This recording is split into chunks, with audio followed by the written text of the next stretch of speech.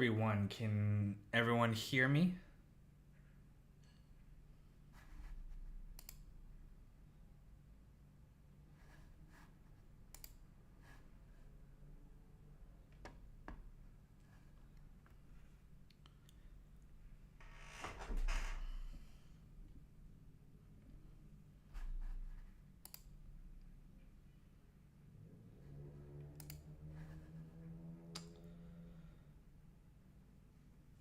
Hey guys, just want to hop in here early and just test to make sure everything's working properly.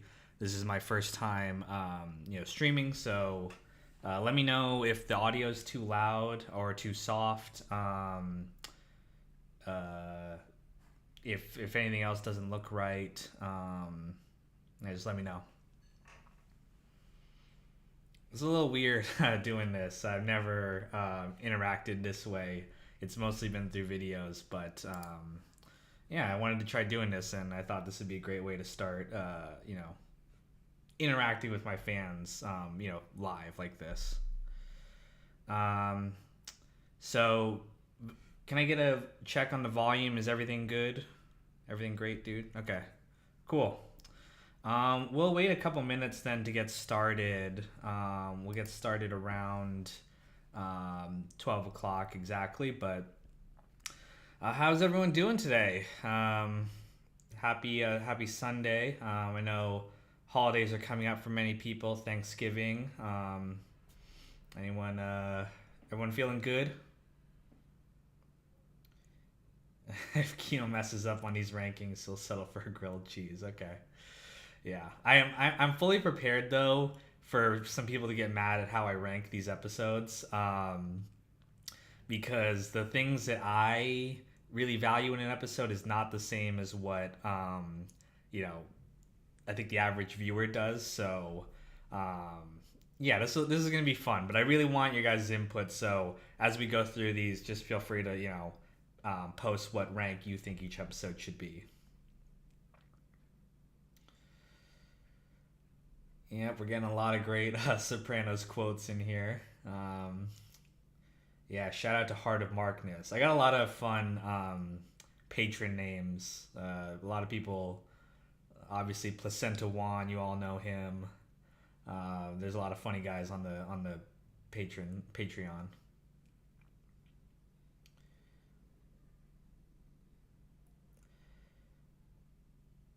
Hey, Sopranos Theories, shout out to him. Glad to see you in here. No, I just dumped all of my thumbnails into the tier maker. I didn't order them, so they're ordered alphabetically. So that's why it looks like a kind of random order in here. But I kind of know the episodes just off the top of my head, so we'll go through them in chronological order, but yeah, it didn't take too long. You can just drag and drop all of them into there if you want to make your own, tier maker list later. No, there's no F tier because I don't think there's an F tier episode within The Sopranos. I think there might be some D tier ones. And the other thing I want to preface is that these are all in relation to each other. We're grading them on a curve. So I think even the worst Soprano episode is a really good episode. But I think just if you look at the best episode compared to the worst episode, that's what we're grading them here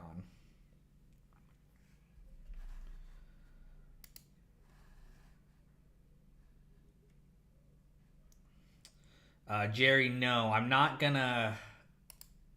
That's what I think people are gonna get mad at me about is I might put an episode lower, and you're like, but it has this great memorable line in it, and I'm like, yes, but every single episode has great memorable lines. What we're judging them on really is, the story, character development. How important is it into the overall plot? I that's what I'm mostly going to be judging it on, and of course my own personal interest in these.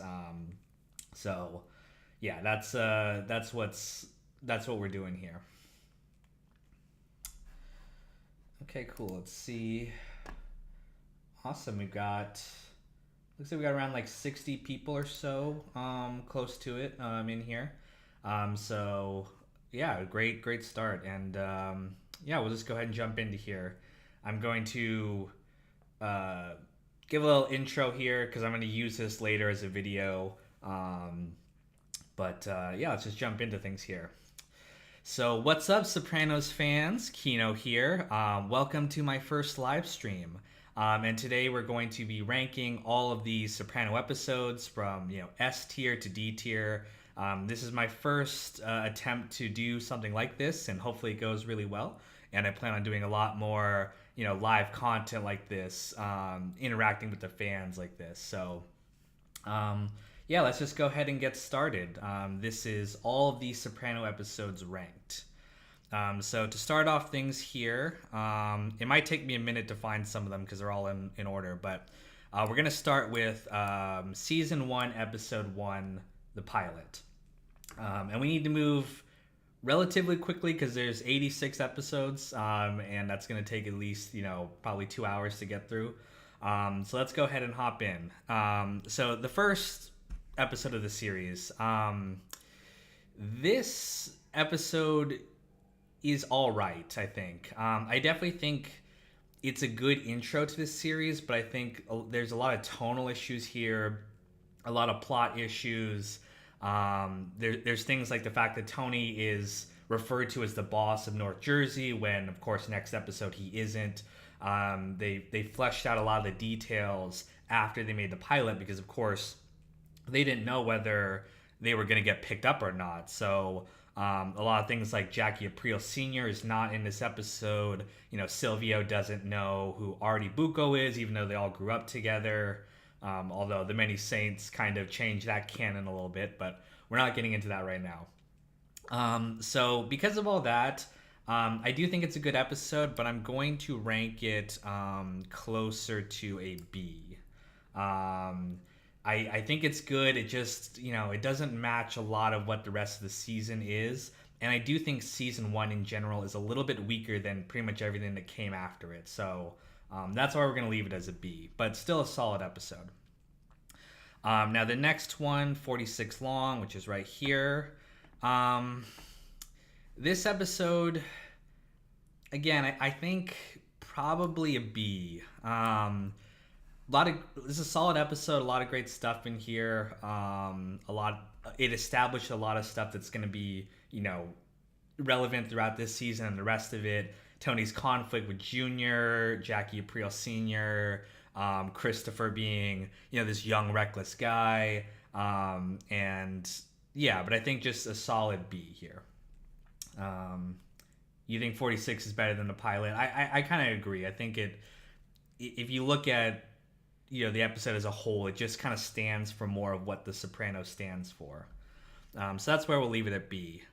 Number 3 is Denial, Anger, and Acceptance, which is... I went through and made sure I was kind of aware of where every episode is. Over here. Okay. So Denial, Anger, Acceptance. Again, I'm going to give it a B. I'm going to be kind of sparing about, putting episode, like an S tier needs to be very rare. An A tier needs to be pretty rare too. And so I think it's going to follow kind of like a bell curve. I think most episodes are going to be somewhere around the middle. But Denial, Anger, Acceptance, this is probably one of the better ones. I think it kind of sets up, a lot of the conflict that's going to be here this season. Yeah, I could see it as an A. Just because that ending where he kills Brendan, it's very shocking. But I don't know. I still think I want to reserve A tier for like just really standout episodes, and we're gonna know when an A tier just immediately stands out to you. So I think we'll leave it as a B here. But next one, number 4, is Meadowlands. I don't know. I'm torn between an A and a B here. We've got that great ending where AJ's looking at Tony and kind of realizing that he's in the mafia and realizing that he doesn't really have a normal parent. Jackie Aprile's funeral. Um, I think it's a pretty good episode, but I kind of want to put it more in B again too. I don't know. I want to save A for, a little bit more, you know, high class episodes.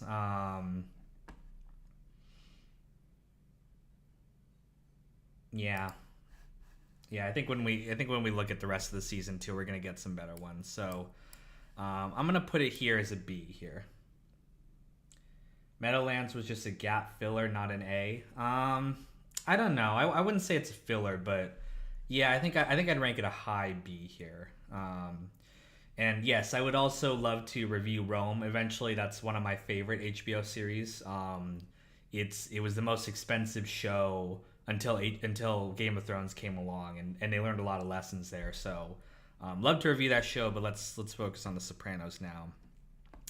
So number 5 is College, which I saw it right here. This is going to be an easy A for me. I know this is going to be controversial because a lot of people find this episode kind of boring, but I do think that the impact that this episode had on television. I mean, you guys have seen my video on it. You know what I feel, but it really can't be understated how important this episode is. It completely changed the trajectory of television to have the main character do something like this so early. And I do think it stands on its own. It could almost be a movie. That's how just solid and tight the plot is. So there's some lacking things in this episode. I think the whole chase sequence with Meadow is a little. Her acting is a little bad in that scene. She's like, "Dad, what are you doing? What are you doing?" But yeah, easy A for me. Just a really good episode. So number 6 is, I have all the episodes listed here because sometimes I forget. Pax Soprana. And again, even though I reviewed every single episode of the series, I might need to reference Wikipedia to remember what happened in some of them because there's just so many episodes here. But Pax Soprana is right here. I think this is an A too. And this is what I mean. I think this episode just really sets the stage for what's going to come through the rest of the season. The whole trick about, making Junior the boss when really Tony's the boss. That end sequence to that exhibit cover. I don't know if it's a cover, if it's actually exhibit, but that ending song, that sequence. Pax is just a great episode, and just really important to the plot moving forward in the relationship that Tony and Junior has. So, I'll rank it as a pretty easy A here. Number 7 is Down Neck, I believe. Let me confirm. Yep, Down Neck. I really like Down Neck. I think it's a very emotional episode. I think it deals with the relationship not only between Tony and AJ, but also Tony and his father. So it reveals a lot about Livia. This is where we get the first mention of the Newark riots, which of course they would spin off into the movie. So because of all that, I think Down Neck is an A too. I think it's really important to the show. And yeah, I think it's a solid episode. So number 8 is The Legend of Tennessee Multisanti. Yeah, that's correct. Which is right here. This is a great episode too. I think it deals a lot with Christopher and his emotions. It's one of the first chances we get to kind of really flesh him out, and we explore he wants more than just the mafia. Like, he wants to be somebody. He wants importance, and this struggle over what is his life going to be? Is it going to turn out good, or is he going to be a nobody? I think it's a really solid payoff. But I think they would do that. I think they would tackle this a little bit better in season 2 with D Girl. And so because of that, I'm going to rate The Legend of Tennessee as a B. I think it's a solid episode. Like I said, he's a little, I don't know, a little too whiny in this episode for me. I think they really nail his kind of like angst about wanting to go into Hollywood and stuff a little bit better in season 2. So still a good episode, but I'm gonna rank it as a B here. The next one is Boca. Really, really solid episode. I think the whole idea of like uh, having the conflict between Tony and Junior come down to something so stupid like this really sets the tone for like um, the Sopranos rested on not a lot of like huge explosive moments, but like little tiny things like that. I think the idea of like Junior kind of throwing away the woman he loved for his sense of pride. That's kind of his character in a nutshell. Like he's got more pride than sense, and so yeah, Boca's really funny too. I think it's a really great episode. I'm torn between A and a B here. Again, I want most of them to be in the middle. Although the decision to hit Tony, of course, is a really important one. So I don't know. What do you guys think? A or B? I'm really torn. It's kind of in the middle for me. Let me pull up the YouTube.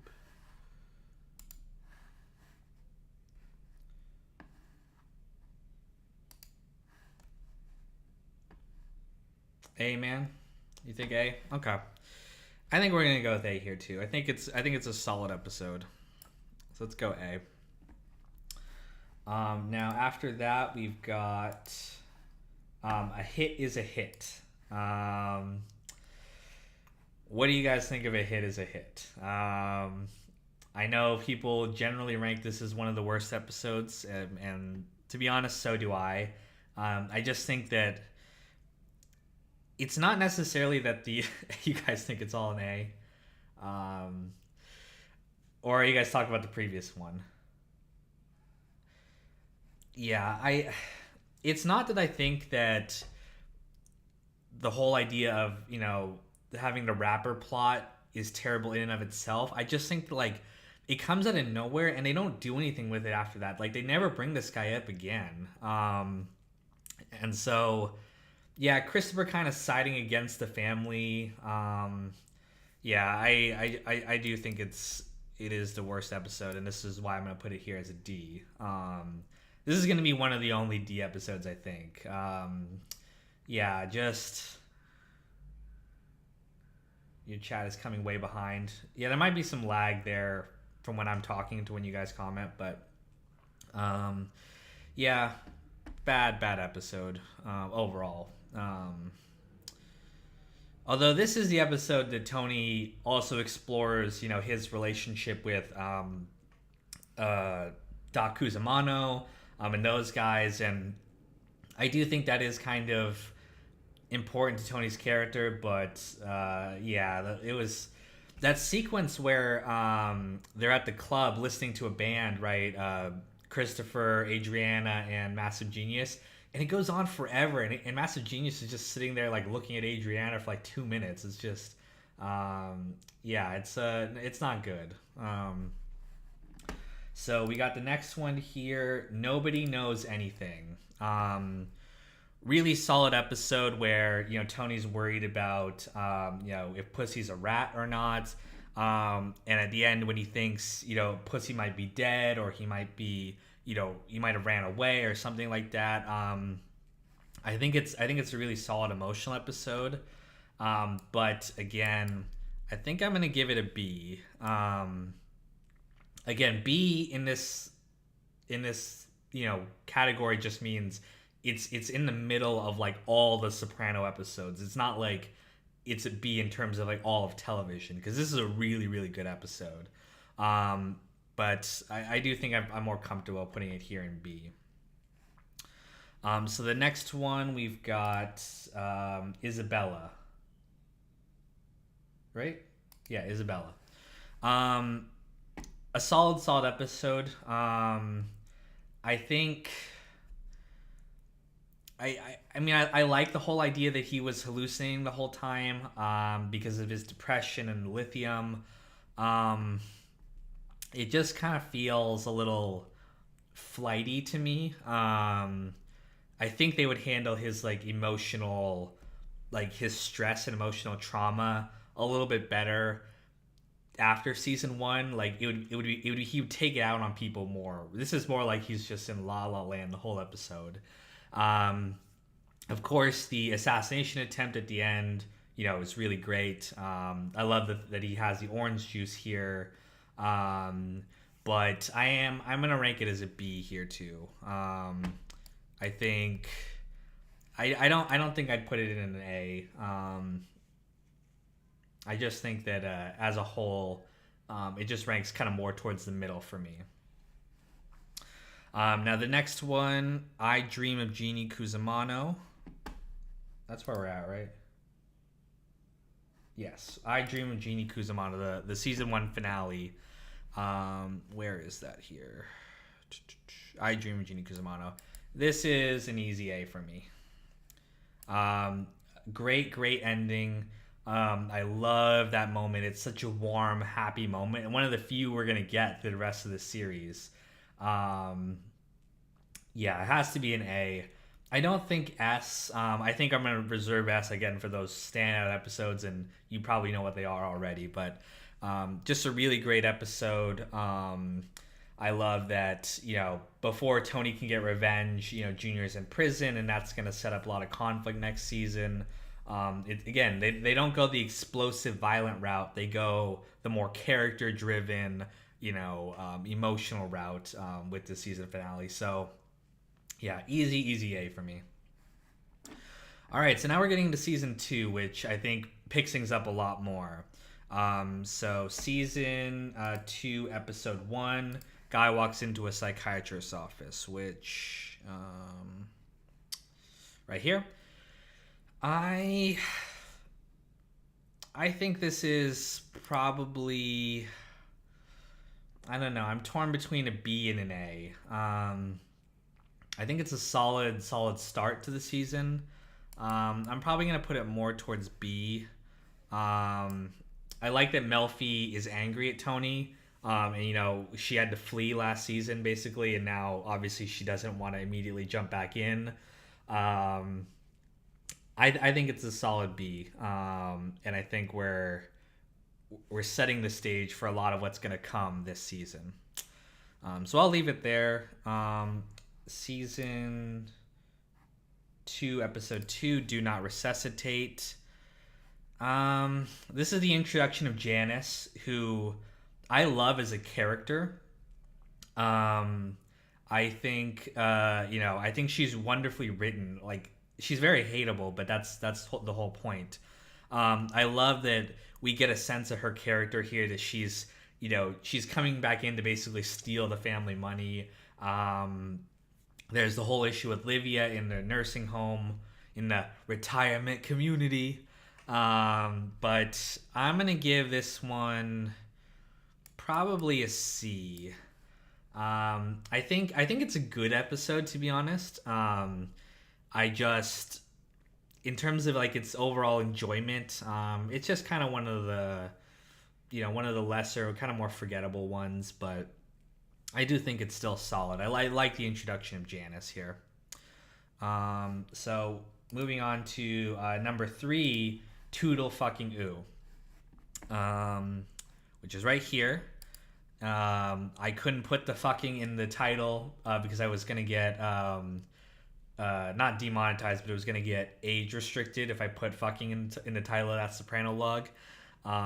Which, funny enough, Irregular Around the Margins right here also got age restricted because I put the Sopranos thing here as like his dick, which I don't think that's age inappropriate, because it's just it's a funny play on words. It's not, you're not actually seeing his dick or anything, but they still age restricted that. They age restricted the test stream. Where is it? Right here, because of the gun. The same thing with the Second Coming. right here because of the gun too. So, um, just giving some insight into the fucked up world of YouTube ratings. But Toodle fucking ooh, easy A for me. You guys know Richie is my favorite character. I love him. I love his introduction. He just comes on, beats Beansy down. We're seeing the conflict. This is the first kind of introduction we get that Tony would have with these convicts who come out of prison, and basically they expect to be on the top because they served their time. But the guys who stayed out of prison don't want to give it up. That would be a constant theme, throughout the series. He'd have problems with, Tony Blundetto, Phil Leotardo, all these guys. So, great introduction to his character. I love his plot this season, and the only sad thing is that he wasn't around longer. So yeah, easy A for me. After that, we have Commendatory, and yeah, this is another easy A for me. It's just so great to see them in Italy. The Sopranos didn't do too many of these like going out of their normal setting too often, and I love this episode because it feels so great to watch it. I love the mafia guys learning that they're not really connected with their heritage in Italy. I love the introduction of Furio. I love Christopher kind of discovering heroin there. I know some people have a problem with Annalisa as the female boss, but again, I think it's just highlighting how different the American crews are compared to the Italian ones. The Italian guys don't have the kind of hang-ups that the Italians have in America. So easy A for me.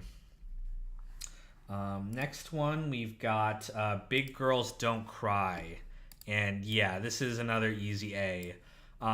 This is the first episode to be written by Terry Winter. It was the episode he wrote to get on the show. I think he's the best writer, hands down, on the show.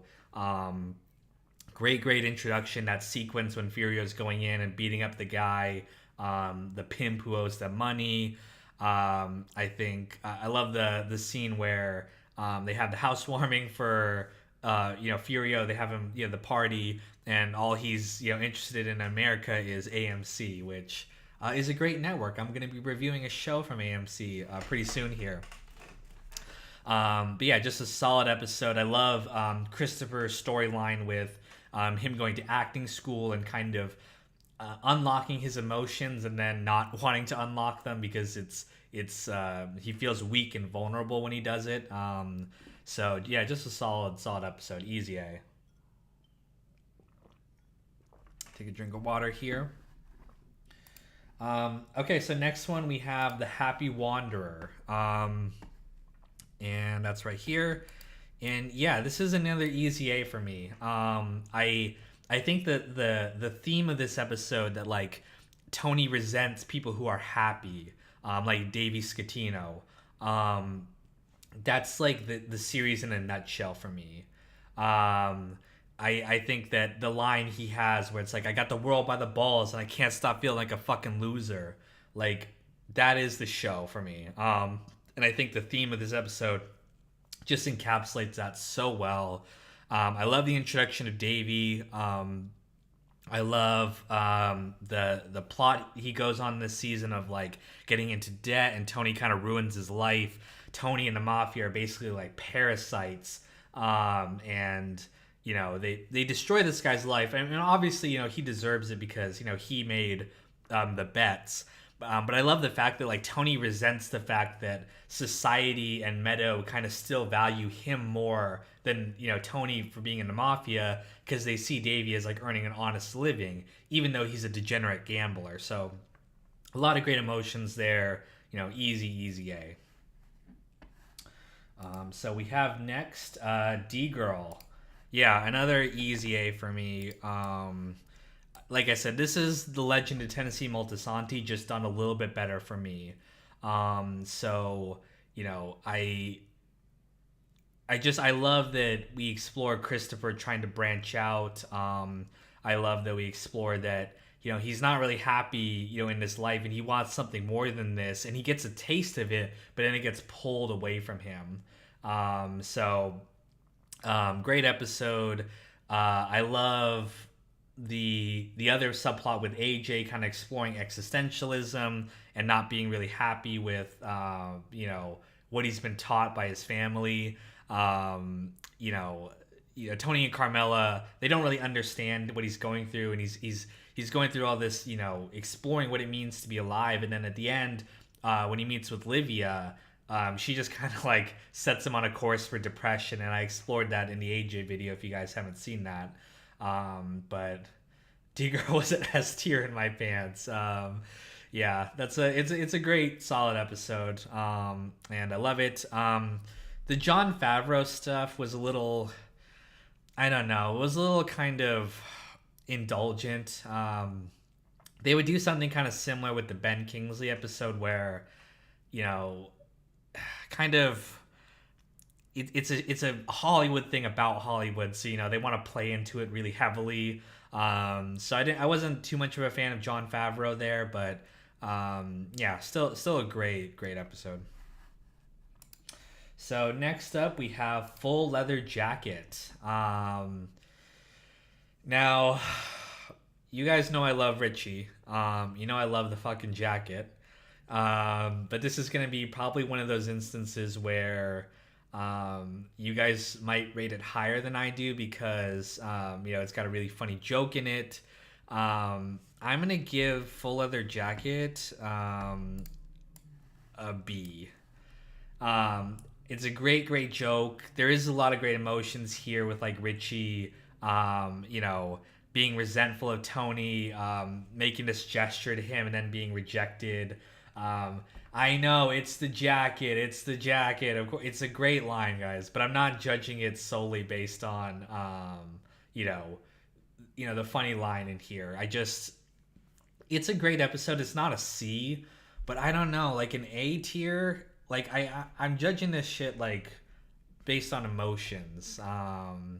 So I knew this one was gonna piss a lot of people off. You guys know I love Richie, but I do think it's a high B. And I'm not putting these episodes like in front of each other, like, this one's better than the pilot, so I'm gonna put it first. I'm just gonna put it. They're all the same. I don't think I would differentiate any B episode from another B episode, but yeah, that's where I feel like putting it. So we'll leave it there. And then next we're gonna do From Where to Eternity. Now, where is that? Right here. This one is an A for me. And emotions make business inviolable. Yeah, I agree. This is what I'm talking about here. From Where to Eternity is just like a much more solid emotional episode with Christopher, feeling like he's going to hell. Tony's whole thing with, Melfi, where he's like, my nephew thinks he's going to hell. And then she's like, well, what about you? And he's like, we're soldiers. And that if you saw my Many Saints of Newark rewrite that I did, I kind of really connected that to, the lessons Tony learned from, Dickie and his father and the Many Saints of Newark. But I do think that whole like justification that like it's okay that we do what we do because we're soldiers and we're just following codes. I think that's a very thematic thing that the series explores. So that's why I put this one as an A, just because it's a much more important episode in terms of the emotions that the characters go through and the overall themes of the show. And just a really solid episode. And I have a lot of positive feelings for this episode because I watched this when I was doing my Soprano logs. I watched this on my birthday, and I got to share it with the people who were there at my birthday. We were watching and talking about it together, and then I went and edited the episode for you guys. So I'm always going to associate this episode with a lot of positive memories. It was a great birthday. So yeah, we're going to put that as an A. And then next we're going to do Bust Out. Again, I'm going to put this one as a B here. A lot of great stuff happening. I love, the fear that Tony has. It's a really nice, contained episode in terms of, and I didn't even mention last one, From Where to Eternity, when Tony kills, you know, what's his name? I want Matt and Sean. It was Sean, right? Sean. No, no, no. Matt. They kill Matt. Sorry, I was getting confused about which one was which. Matthew Bevilacqua, Drinkwater. So they kill him. And of course, in this episode, they're dealing with the consequences of that. Pussy goes along and goes along with the killing to get himself back in Tony's good graces. So a lot of great stuff happening. The bust out of Davey Scatino's business. They basically ruin his life. Tony's whole kind of speech about the scorpion and the frog. But yeah, I'll give it a solid B. I think it was Sean all the way. Yeah. Matthew was an innocent in that. But yeah, bust out, great episode. Next, we're going to do House Arrest. House Arrest, I am going to give a C. I love the ending, of course. Again, it's a very warm ending to the episode where they're all together. It's one of the few instances where they're like all just getting along, happy together. I just think, I don't know, the whole episode was like, oh, Tony has to stay away from his guys, and he's just bored. And then at the end of the episode, he just goes back with them anyway. I think. How can these rankings be okay if they're askew? Yeah, they're not at 12 degrees, but they're not at 12 o'clock. But yeah, I just think, I don't know, the episode just kind of pitters out. I don't think it's it's solid, but it's like the things that happen here are not really that important for the rest of the series, which is not the end all be all of how I judge these, but again, I just think they've done better episodes this season, so yeah, I'll leave it there as a C. I feel like I need to put more episodes in C to kind of balance things out, make it a bell curve. But in the next episode is The Knight in White Satin Armor, which is right here, easy A. I love the conflict between Richie and Tony. I love the great visual irony of the fact that when in the first episode when Richie's introduced, right, he says you're not allowed to hit a woman until you're married to her, which you shouldn't hit women at all. Let me just make that clear. But within his own twisted logic, he's like, you're not allowed to hit them until you're married. And of course, what does he do in this episode? He hits Janice. And in that way, he kind of violated his own rule. And he dies immediately after, which is a great, ironic death to him that he, it shows his hypocrisy and essentially why he deserves to die. I love when movies and TV shows do that. They explore, that the character has broken their own kind of moral code or broken their own rules. And in that way, they deserve to die. It's a very kind of dialectic, storytelling there, showing that the character's beliefs are fundamentally flawed because they were not able to follow through with them. So, just a solid A episode and great. Like I said in my Soprano log, good night, sweet prince. We hardly knew you. But, yep, and the next episode here, Funhouse. This one, I know a lot of people are going to want me to put it as an S. I'm kind of torn between A and an S. I do think it's a really solid episode. I don't know. You guys think S? You think it stands out as the cream of the crop of all the episodes? I've got one S here, one A. Let me hop back over here and see. S. Well, which one, Alpha? You're kind of going back and forth here. Yeah, I was thinking this would be a high A, but you guys are right. I think it is an S. So we're gonna put it here. It is. I don't know if I'd put it in the top three. I think I'd put it in the top five, but compared to some of the episodes we're gonna get to here, um, okay, you forgot about S. Yeah, I think it is an S too. You're right. I was gonna put it as a high A, but you're right. This is a really important moment for the turn of Tony. The dreams are very much the dream sequences they would explore a lot more in. David Chase hated Commendatori. I haven't heard that. I thought he liked it. I think he had fun filming it in Italy with Furio when David Chase's wallet got stolen. And Furio, the real life actor, beat up the guy who stole the wallet. But yeah, back to Funhouse. You're right. Easy yes.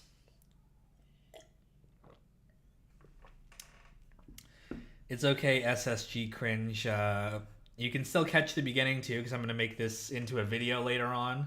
But we're glad to have you here.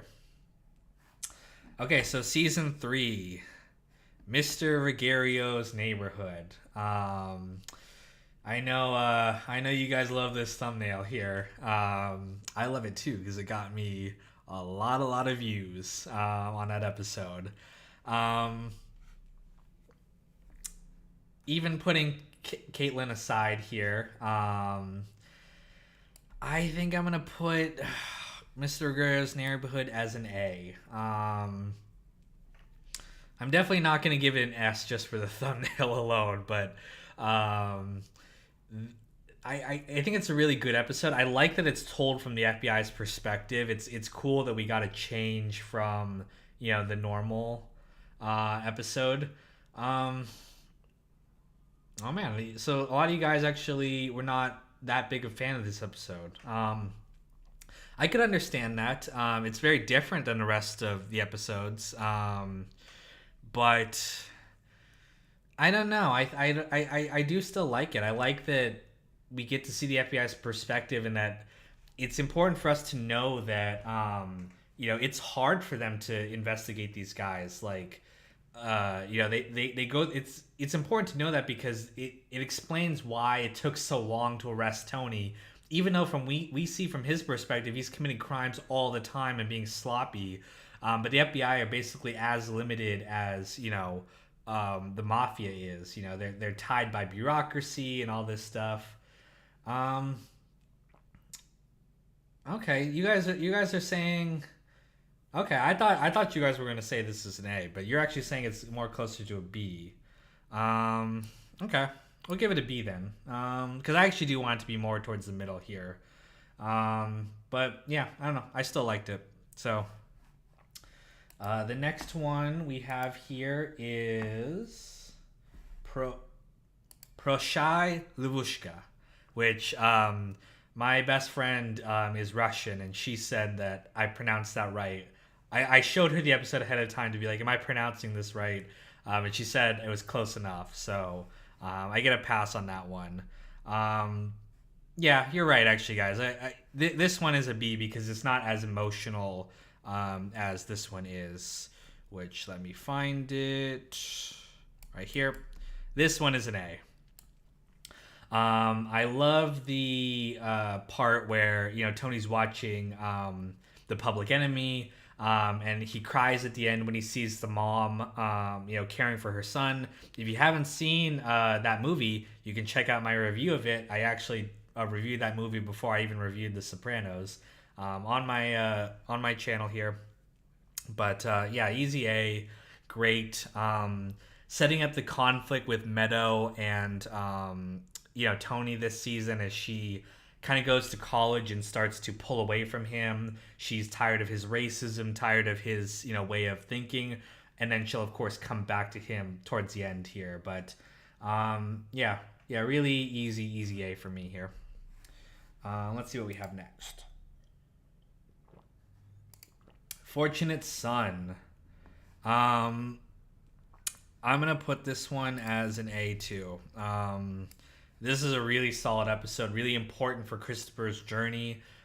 He commits himself to this life that's going to end up in hell for him.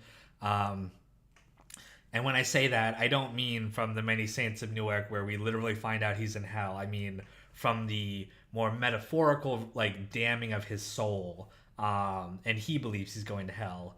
Yeah, this is an important journey for him.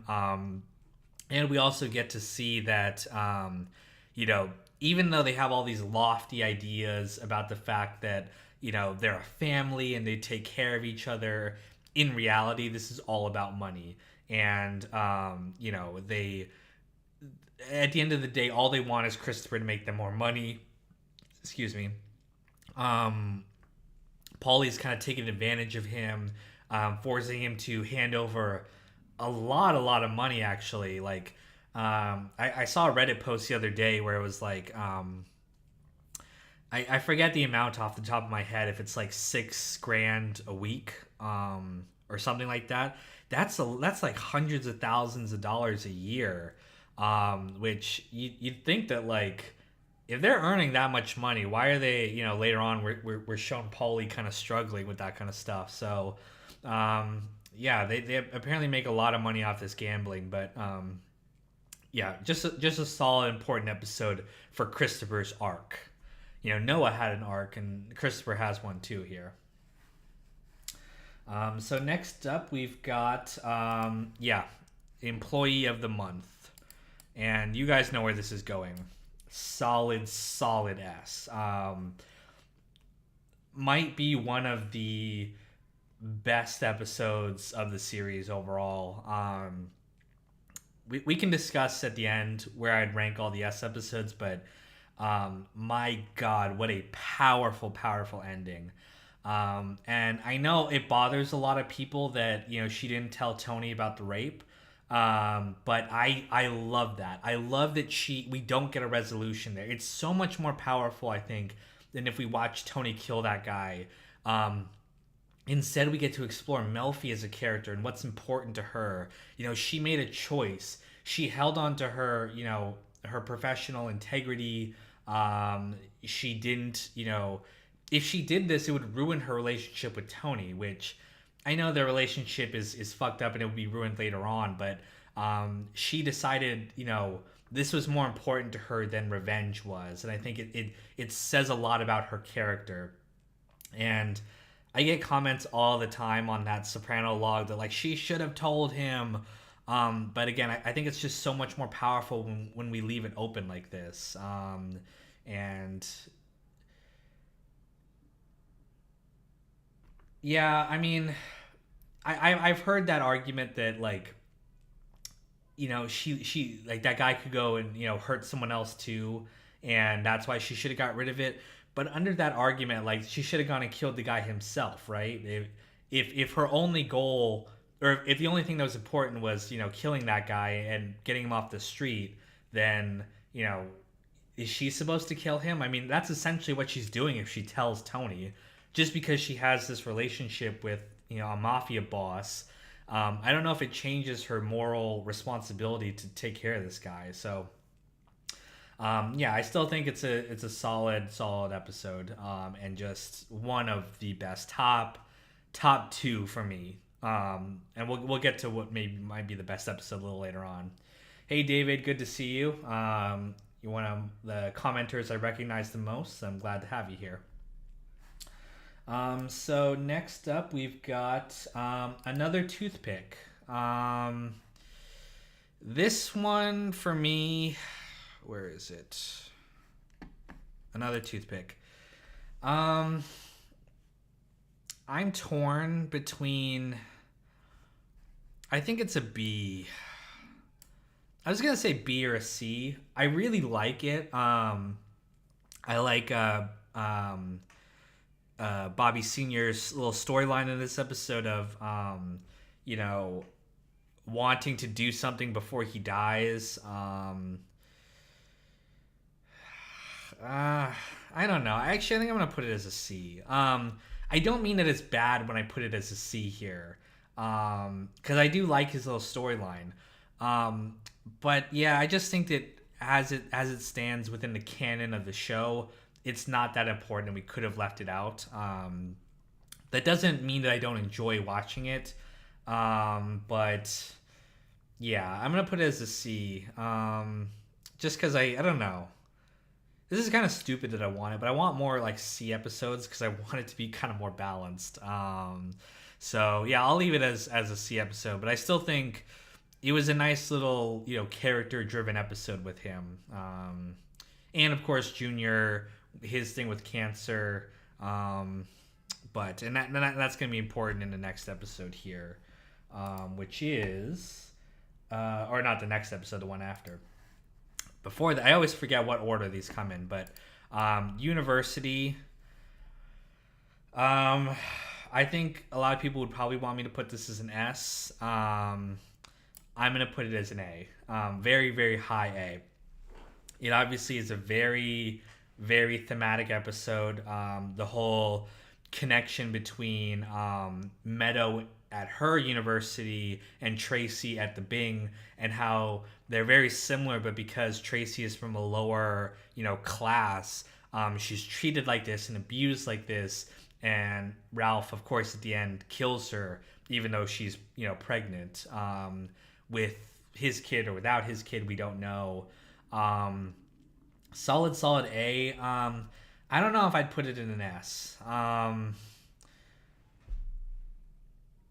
Yeah, I don't know. I could see it. It's a very solid episode, but I don't know. I just kind of want to reserve that for, some stronger episodes here. I think it is important. Tony, the guilt I think that Tony feels over kind of not taking care of her in the same way that kind of Meadow also abandoned her responsibility with, Caitlin.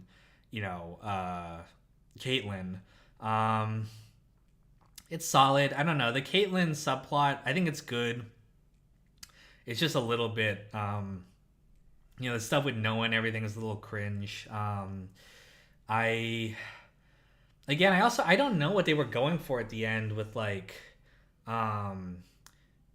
did Noah sleep with Caitlyn? Was it just that she annoyed him and got the grade? They don't really make it clear. I think the Tracy plot is an S. I think the Noah Caitlyn plot is a B. And so that averages out to an A for me. So yeah, I'm gonna leave it here as an A. I think that's where it belongs. But the next one, Second Opinion, which was right here. I'm gonna put this one. It's a B or a C for me.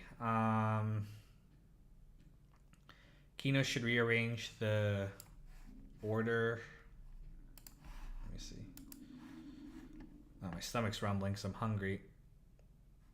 Oh, these are all jumping down.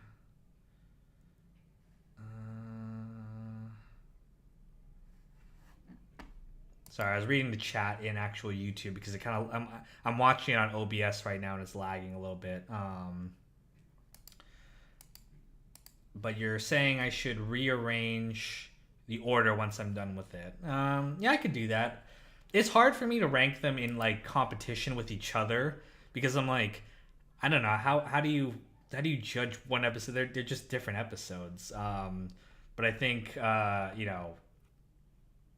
I can rank them into like general categories here. Second Opinion, I'll leave it as a C because I want some more C episodes on here. Yeah, I hope you guys like the bee on the hat I put in the thumbnail there. But I think it's a good episode. I like that we kind of explore Junior's relationship with his doctor and how we get to see Junior in a very vulnerable position. But yeah, I think it's a C. I don't think it's a D. I think you guys are judging that because it's kind of boring. But to me, Carmela's storyline in Second Opinion is an S. Oh, of course. I didn't even talk about that. Thank you for reminding me. This is the episode, right, where Carmela goes to the therapist and she gets the, very, very harsh but true criticism where he tells her she's as culpable as Tony is. Yeah, that's a I think that's an A subplot. But I don't know. I'll keep it as a C here because I want some more in this category. But um, yeah, just a solid plot line there with Carmela. Okay, next up we have He is Risen. Um, he is Risen right here. This one I'm gonna put as a C.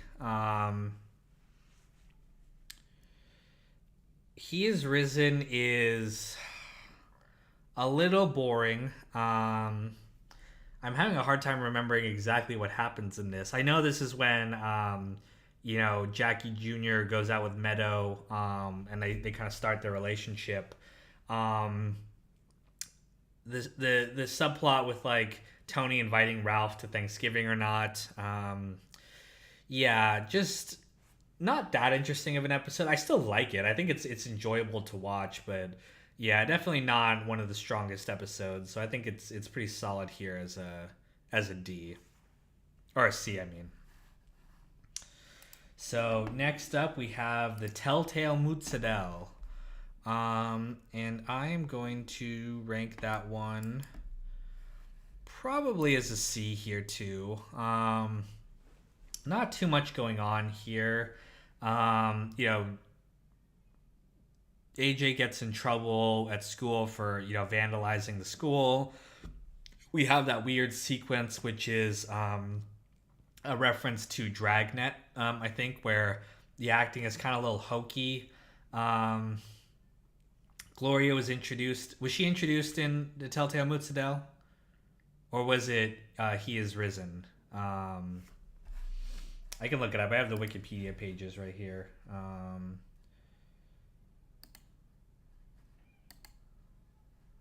Open link in new tab. Let me see here.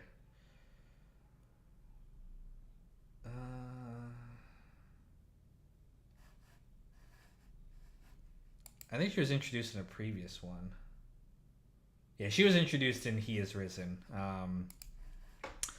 Of course, Gloria will talk about as we get to more her episodes. She's obviously a really important part of this season, but yeah, I don't know. I think Telltale Mutzadell's a C for me. Don't think it's that strong of an episode. I'm gonna pop back here into you hate season 3. No, I don't hate season 3.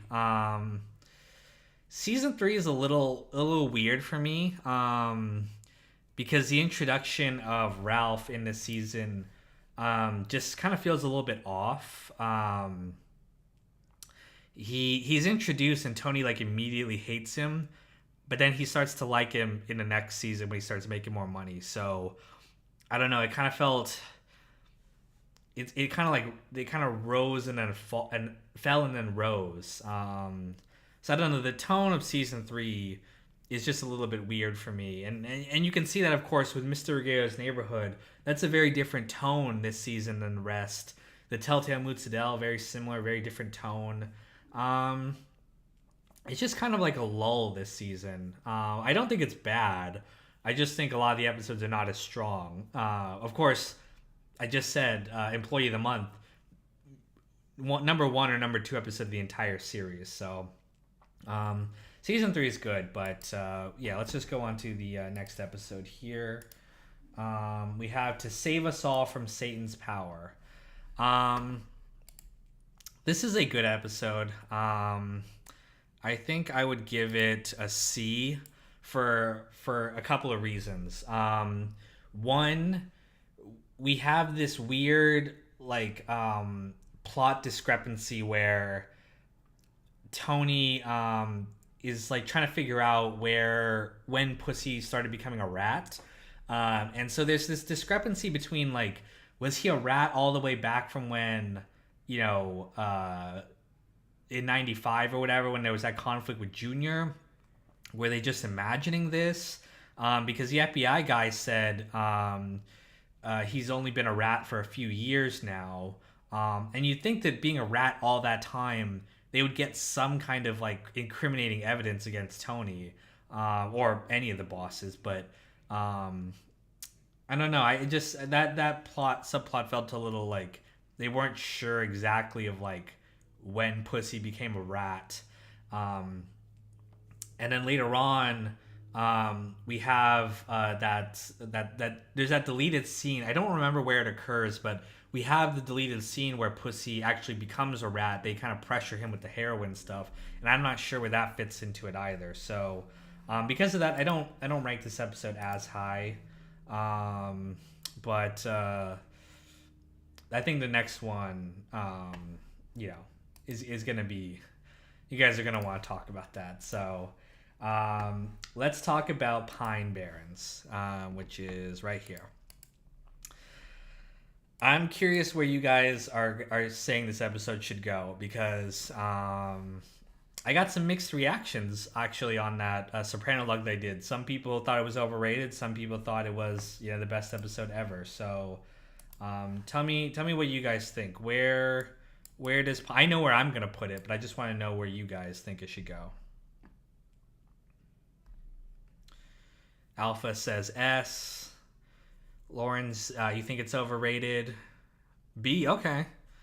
So a lot of you guys are thinking, oh, hard S, S, okay. S, B, A, T. Okay, so we actually got a good kind of mix here. I think people are, divided on where it goes. I definitely think that, like, yeah, a lot of people think that the episode is overrated. And they might think it's overrated just because the community loves it so much. But I'm actually going to put it as an A. Now that's going to piss off the people who want it as an S, and that's going to piss off the people who rate it lower than that. But I do think it's a really solid episode, and the reason I rate it as an A is because I think it's the best episode to introduce someone to the series with. Its standalone nature means that you can show it to someone and it won't be ruined by it won't spoil the major plots of the series. But at the same time, I think it's stronger than the pilot as an introduction to the series, because the pilot, when I've shown people the pilot, they kind of think it's like, it's kind of boring, like they don't really get it. And I agree, because the humor and the tone is not really there in the pilot. They would hone in on that more in season 2 and even in season 1. And so it's hard to be like, this is the pilot, guys, but even if you don't really like it, just trust me, just keep watching. When you say that, people tend to not really want to watch it. But I think if you want to get someone into the show, show them Pine Barrens. I think they'll love it. My fiance, when I showed it to her, she really loves. She loves Paulie. She hates Tony as a character, but she loves Paulie, and he's so funny in this episode with Christopher. And so yeah, I think it's a great episode to serve as like an introduction to many people, getting them into the show. So that's why I rank it here as an A. But the next one we have coming up here is Amour Fou, which I'm gonna put Amour Fou as an A. I think it's really good. I think the whole Gloria being crazy and their whole, toxic love. There's a reason I think she stands out as, the most kind of memorable Gumar that Tony has. Aside from maybe, his first Gumar, the Russian girl. I don't know. Like, she just really stands out, even though she was only here for this, one season. I won't put it as an S. It's really good. But yeah, I don't know. Tony also beating her like that. I don't think she'll want to be on camera. Hazel. She's pretty shy. But she does watch all these videos, and I've gotten her into The Sopranos, and maybe I'll talk about her reaction to certain things on the show eventually. But I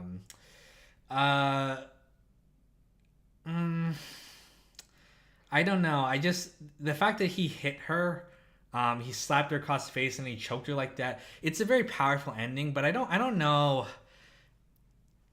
This episode is also weird because like I've heard David Chase talk about interviews before, and then he said that Tony never hit a woman, um, but he did in this episode, and it's pretty violent, and I don't know if I wanted him to necessarily hit her like that. I mean, I could believe it, but Tony for me never really crossed that line with Carmella.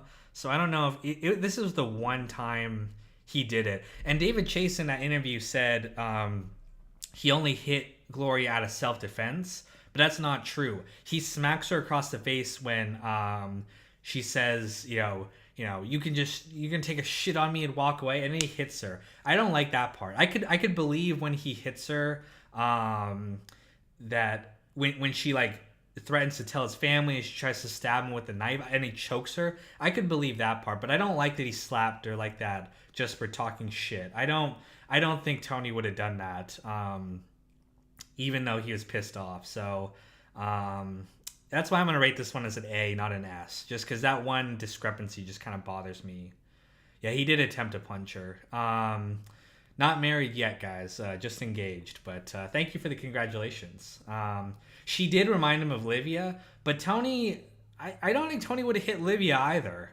Like, he grabbed the pillow and he was like almost about to suffocate her, but again, that goes more towards the choking later. But I don't think he would ever slap his mother. He's too much of a mama's boy. Let me jump back here into the comments and see what you guys are saying. She come at him with the London broil. Yeah, it was self-defense, just like Paulie with the gardener.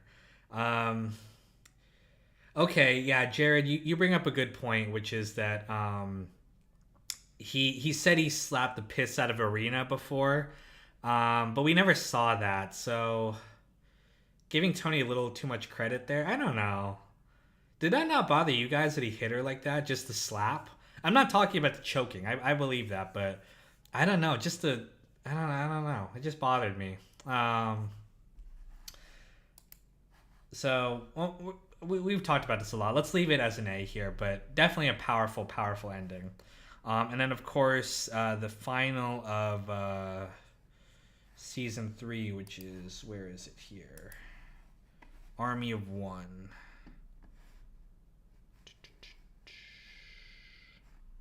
Where is it? Sorry if you guys see it right now and I'm like being blind, but Army of One. This one is a solid A for me too. Really, really good episode. I love the didn't choke, slammed her. He choked her too, I think. When he slammed her down, he had his hands around her throat, and she was like, kill me, please." Yeah. Jared, you're saying Army of One is the weakest season finale? I don't think so. Well, actually, let me think about that. Yeah, you're right. Actually, it is. I agree with you. It is the weakest out of the season finales. I don't think it's bad because I think all the season finales are strong. But you're right. In terms of I Dream Genie Kuzmano stronger, Funhouse is stronger, Whitecaps is. I mean, we're gonna talk about that. All Due Respect. I don't know. Is All Due Respect stronger than Army of One? Do you guys think so? I mean, we're going to talk about All Due Respect eventually here, but you're shocked Isabella is B tier. Yeah, I don't know. I just, like I said, I didn't think it was that strong of an episode. I don't know. I think Army of One is a good episode. I like that. Have you guys seen that video? I forgot who the name of it is, but he talked about the hypocrisy of the Cor Negrato. I think that's how you pronounce it. I'm not sure. But that ending when Junior's singing, I think that's a very thematic moment in the show. And that video did a great analysis of it. But yeah, I mean, I think the thing with Jackie, I'm gonna make a video talking about Jackie. I'm not gonna defend him the way that I defended AJ, because I don't think he's as sympathetic. But I think like his plot this season is an important thematic element of like I think I'm gonna talk about like the destruction of youth and like how all the young characters in the show are kind of like led not led down a path, but they kind of make bad decisions partially because they don't have good role models. Like Tony and Jackie Sr. are not good role models, and I'm not trying to like excuse Jackie or whatever because he is a dumbass, but I think him being led down this path, like the destruction of like how the older generation abuses the younger generation like this. I think it's an important thematic point. I think this episode is the culmination of that. So I'm putting it as an A. I think it's solid. I know people don't like Jackie Jr., but I think he was an important part of the show. Where do you rank the Mad TV? Where's the Gabagool? I don't know. Maybe I'll do a ranking of like all the Sopranos like memes and other like parodies and guest TV show appearances and stuff like that. That'll be coming later. Okay, so we're done with season 3. So now we're on to season 4, which is for all debts, public and private, which is right here. Easy A for me.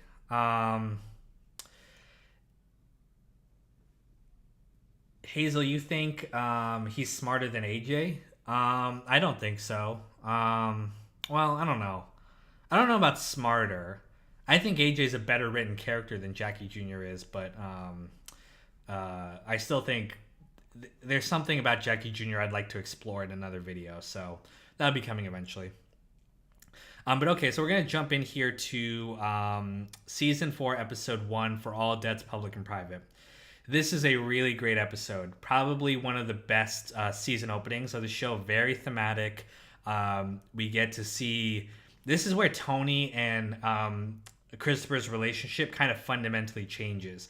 We see that Tony in this episode is not so concerned about Christopher's well-being. He's concerned about manipulating Christopher for his own selfish needs, which is he wants Christopher to be the acting boss of the crew so that he can insulate himself. And again, this is what I'm saying before of like how the older generation takes advantage of the younger ones. So we see here that, he tells Christopher, the man who kills his father. Of course, I've talked about this multiple times in multiple videos, how it connects to the Many Saints of Newark. Yeah, Members Only is probably stronger of an opening, but this is still a really good one. Very thematic. This is the first episode after 9/11 that they created. And so we're seeing a tonal shift. And I will be making a video talking about 9/11's impact on, the show in general. Yeah, really, really solid episode and one of the better ones in this category. So the next episode of season 4, we have No Show. Another thumbnail that I'm sure you guys are really liking. No Show is going to be... I know you guys are going to be pissed off when I put No Show as a C here. Because, of course, we've got the 95-pound mole joke here. Yeah, I think that as a whole, it's not one of the stronger episodes. There are some good stuff here. Meadow kind of very realistic that they show her mourning Jackie Jr., but she's mourning him in like a college girl kind of way, which is she wants to go partying and be lazy. Which I'm not like shitting on Meadow for doing that. I think that's a very realistic thing that like young people would do. Like she wants to distract herself from too low, Jared. Captain of the Contrarians, you're earning your name, but are you saying it's a D tier because of the episode or because of the thumbnail?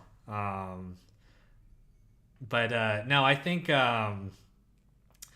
I think No Show's good for. I like Meadows' like subplot in this where she's like, she's really pissed off at her family for being involved with the mafia, and she kind of blames them from Jackie's death. And Tony himself blames himself for Jackie's death. That's why he gets so defensive with her. Um, but hit is an S tier, yeah. Um, we're gonna talk about Christopher in a second here, but yeah, I'll rank it as a C. Not one of the strongest episodes, but I think it's pretty good. I feel like I keep saying that it's like a good episode. They're all like I prefaced that before. They're all good episodes, guys. It's just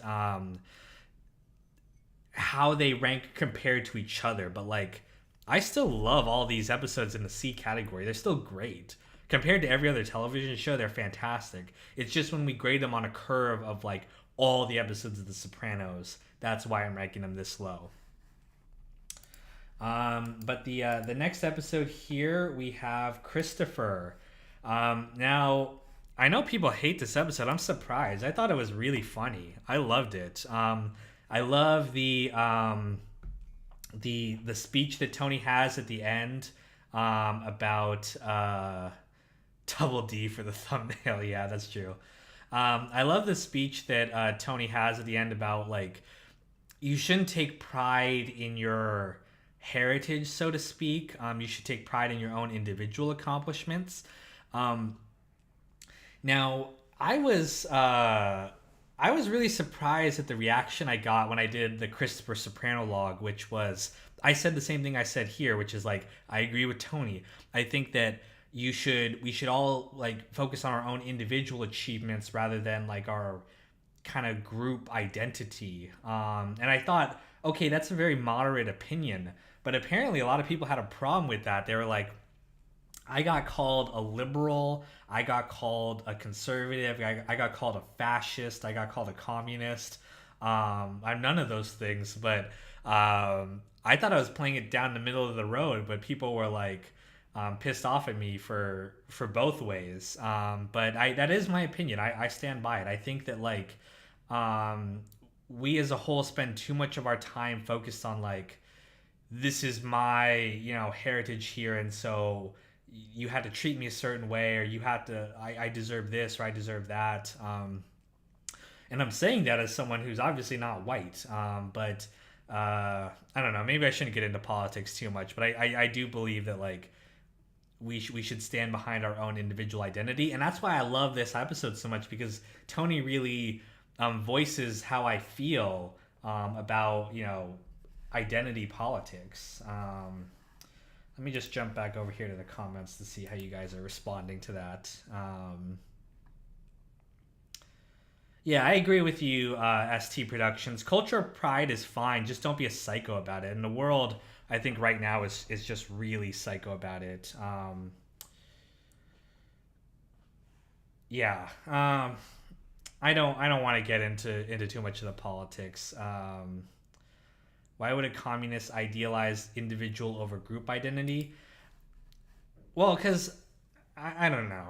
I'm not gonna get into it. That's just gonna open the door to a bunch of bad stuff. But I'm gonna rank it as a C. I don't think it's like some people are saying D. Some people thinking it's a bad episode. But yeah, I still think it's solid, and I hope you guys don't mind that I also give these anecdotes about my thoughts about the episode rather than just ranking it, because I want to have this discussion. I want to talk to you guys about this kind of stuff. So I'll just leave it at that for now. Let's move on to the next episode here. We've got The Wait. I could put The Wait as a C tier because I could put it there because it's not that important. Like it's a subplot that happens and then it's not that relevant to the rest of the show. But I don't know. I kind of rank it higher than that because I just think I don't know. It's such a good standalone plot. Like I love Johnny Sack's character development throughout it. To like, he loves his wife. He's defending her. He's prepared to kill Ralph over this, and then in the end, he realizes that his wife is not taking care of herself the way he thought she was, and so he realizes he doesn't have to be so psycho about it, and like he can let it go. Um, I'm sorry, but if Christopher isn't a D, there aren't really. Let me jump back over the comments here. There aren't really any other episodes left that are. Um, yeah, I mean, I don't think too many are D's. Like, I could put Christopher as a D, but I don't know. Like I said, I like it personally, and this is kind of my list. But yeah, so I'm gonna leave it there as a C. I could put it as a D, but um, I'm gonna put the weight as a C too, just because I've got a lot in the B tier already here, um, and it is kind of more of a standalone episode, but I do still like it. I like Johnny Sack as a character, and I love his little his little plot he has in this episode. Let's move on to the next one here. We've got Pai O Mai. Um, I'm gonna rank Pai O Mai as a C.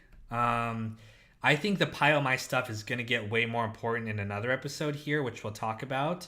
Um, but I do think it's good. I love the ending where he sits with Pai O Mai. It's very powerful.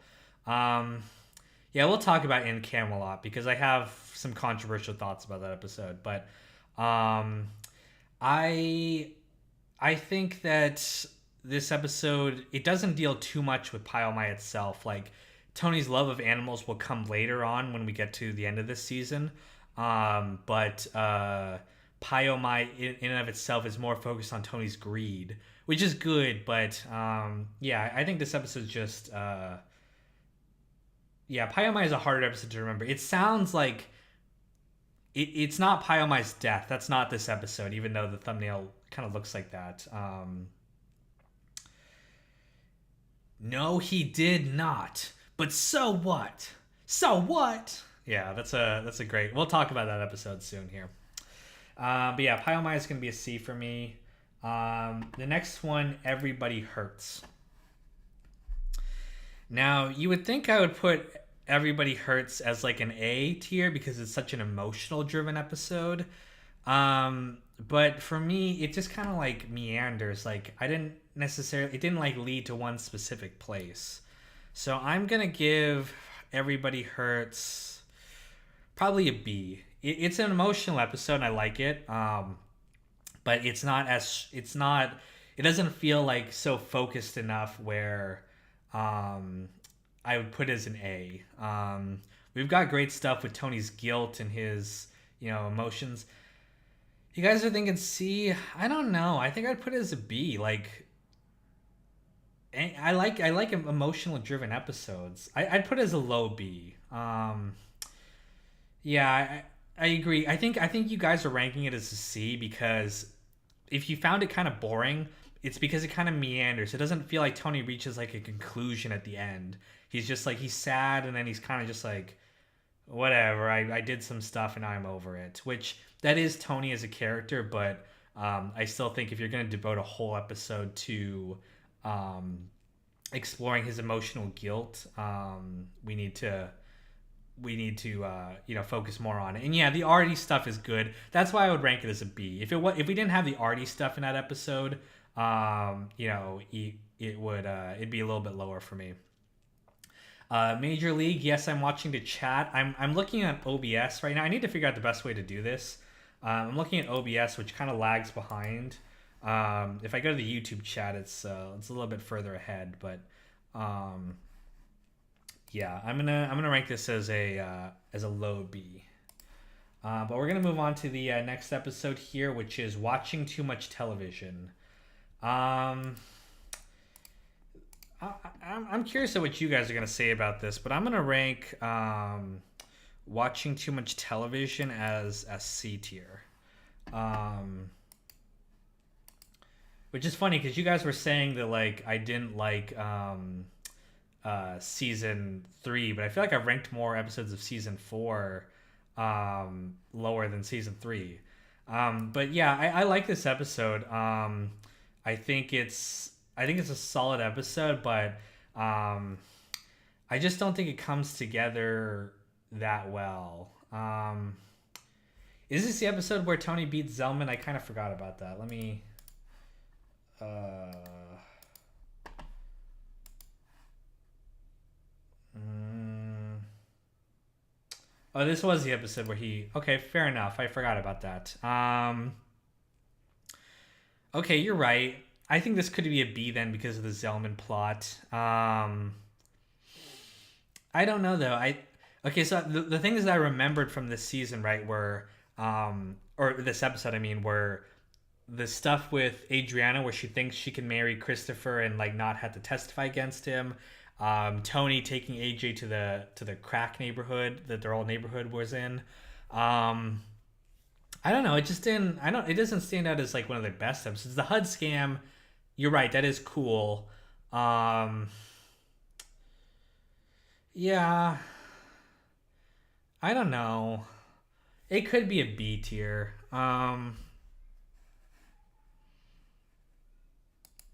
Okay, you're right. I forgot about the Zellman stuff. Let's put it as a B. That's a good one. I like Tony's whole thing of like he thinks he's over Arena, but he's not. And the song at the end is really good. So yeah, we'll put it as a B tier. That the HUD scam too was actually pretty important. Um, and I think this is also the episode where they discuss the Newark riots, which again I showed you that in multiple videos. That's pretty important to the Many Saints. So excuse me, you guys are right. That's an important episode. Okay, let's move over here to mergers and acquisitions. I could see some of you guys probably wanting this to be a C, but I think I'm gonna put it as a B here. I love the ending. The ending is so good. Oh my god, let's the whole idea of they're in the kitchen and neither one of them is gonna say anything to each other, but they both know the truth. Like Tony saw that Carmela left the nail from his Gumar there. She knows that he knows that she took the money, and they both refuse to say anything because they don't want to. They're in this like stasis where they're both kind of okay with it. Yeah, murders and executions. This, of course, is the episode that inspired me to make the American Psycho review. Please go watch it if you haven't seen it already, guys, because not all my subscribers have seen it, and I want to get more views on that. So go check that out. But this is a C tier episode if I've ever seen one. I don't know, Jared. Like the ending was just so powerful to me. It just kind of overshadows everything else. I love when they can just like they can act without saying anything to each other. But we can understand what they mean. So good. It's gonna be important to the season finale. Valentina, you're right. Rob, Valentina is probably the worst of his Gumars. She just is like she doesn't really have a good character. She just kind of like you know fun and goofy and sexy, and then she's burned, and then that's it. But like yeah, compared to Gloria, she's just kind of a letdown. um but yeah, I'm gonna rate that as a B. I like it. So let's move on to the next one here, which is whoever did this. Whoever did this is a solid A for me. Oh, John, thank you. Could you imagine Paulie during COVID? People have brought up what COVID would look like during The Sopranos. Um, I couldn't see it, to be honest with you. I actually really hate when TV shows incorporate COVID into the storyline, unless it's like South Park because they do it pretty funny. But oftentimes, like I just want to like escape from COVID. Like I don't want to think about it too much. And so I hate that when shows are like they incorporated it into their plot line. Some modern shows have done that. I don't like it. So um, yeah, you guys are saying A or S. I think it's an A. I don't count it as an S. I feel pretty safe not putting it as an S. But I do really like it. Really powerful. It comes out of nowhere. It feels like a season finale when it isn't. Um, and I'm just curious. Yeah, sympathy for the devil Easter eggs are great. I love that this episode is unique in the fact that most episodes, they kind of make the character who's about to get killed worse. Like you see that with Vito when he dies. Right before he dies, he kills an innocent like guy he crashed his car into, kind of showing that he deserves it. Um, COVID bites ass, yeah. Paulie would I don't know Paulie would be torn by the fact that he's such a germaphobe, but he's such like a refuses to follow the rules. Where he would also probably try to. Paulie's the type of guy who'd be worried about COVID, but he would violate the stay-at-home order. That's what I think Paulie would do. Um, but back to this episode. Uh, Ralph is the one character that kind of gets more sympathy. He kind of becomes a better person right before he dies, which they needed to do that because he's such a piece of shit before this. That yeah, he needed to be redeemed a little bit. I'm curious, do you guys think he did it or do you think he didn't do it? I'm torn by how I feel, but I'm curious, like, how do you guys feel? Like, what do you think Ralph's guilty?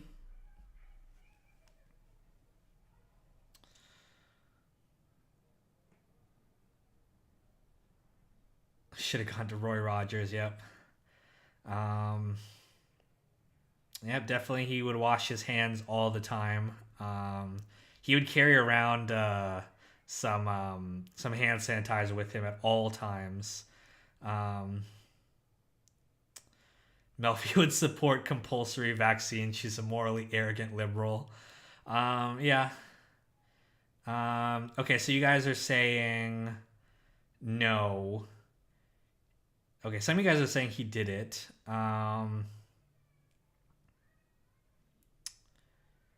Guilty, guilty. Okay, you guys are pretty torn, which I think is the whole point of this episode. If you guys are not aware, David Chase refused to tell Joey Pants whether Ralph did it or not, and so he chose to play it like Ralph was innocent. So there is no objective answer. Um, I think he did do it, to be honest, because it just seems like too much of a coincidence that he dies right as all this happens, like Pyomai. But I agree with Ralph's point that Tony's a hypocrite because Tony's okay with people dying as if animals like, but he cares more about animals. So I agree. I think Ralph had the superior moral position when it comes to Tony. Cheese Lord 172, thank you. Love your stuff, Kino. The Sopranos is my favorite series. Um, but your other videos deserve a lot more love. Your analysis of American Psycho in particular. Thank you. I really appreciate it. I like doing other types of videos besides just The Sopranos. Um, but yeah, I'm going to continue to make more of those movie reviews. And hopefully you guys will be along for the ride. Of course, I'm going to be doing Breaking Bad coming up here. You guys have seen my Wire videos. I'll be doing more of those. So yeah, we got a lot more great stuff coming for the channel. Cool. So yeah, I'm gonna leave that as an A, and let's move on to the next episode here. We have the strong silent type. Now, this is an episode 2 that I think people are gonna rate higher than I do because of the very, very funny intervention scene.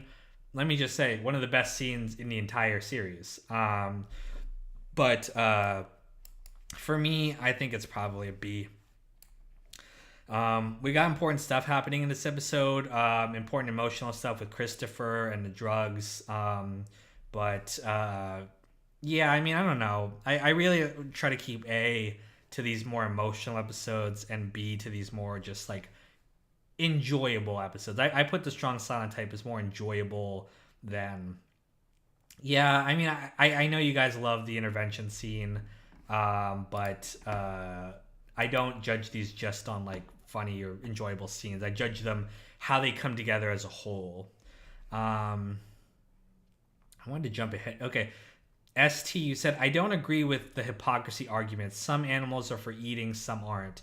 No, I didn't mean he was a hypocrite because he eats beef and pork or whatever. I meant he was a hypocrite because he values human life so little, but he values animal life. He's like, yeah, Ralph said he's a hypocrite because he eats, meat. But what I more meant was he's a hypocrite because Tony doesn't care where the envelopes come from, regardless of whether Ralph has to kill people or not. But suddenly Ralph kills a horse, and then Tony's, pissed off at it. That's what I meant by he's a hypocrite. And I'm not condoning killing animals, by the way, either. But like, I kind of think like I don't know why this is a controversial opinion, but I kind of feel like human lives are more important than animal lives. I'm just saying, like, if you think that you shouldn't kill animals, I think you should also think you shouldn't kill people. So, yeah, Tony just doesn't like horse meat. If he ate some horse meat, he would have eaten Pie Mai himself.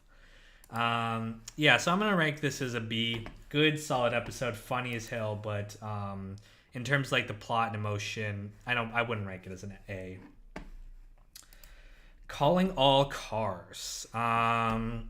This is another one here. I'm gonna put it as a B. I love the introduction to Little Carmine. I love his little, the scene he has with Tony. Great foreshadowing to his character. And he'll be an important part of the later seasons. But yeah, the horse was a metaphor for Tracy.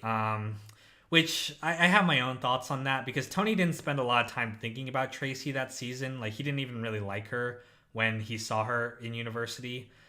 So I don't necessarily agree too much with like he was really pissed off about Tracy because he was fine with Ralph this season. It was only when the horse died that Tony was really pissed off, again because he loves animals, because he can't he doesn't have sympathy for people because of his line of work, so he saves all that emotions for animals. But I don't know, I've talked about that episode enough. I'm gonna rank it as a B. Solid episode, but not necessarily an A tier, although the ending dream was pretty significant for Tony's character, and of course very, very creepy. I love it. What's your favorite side characters in the show? Does Richie count as a side character? Because he'd be number one.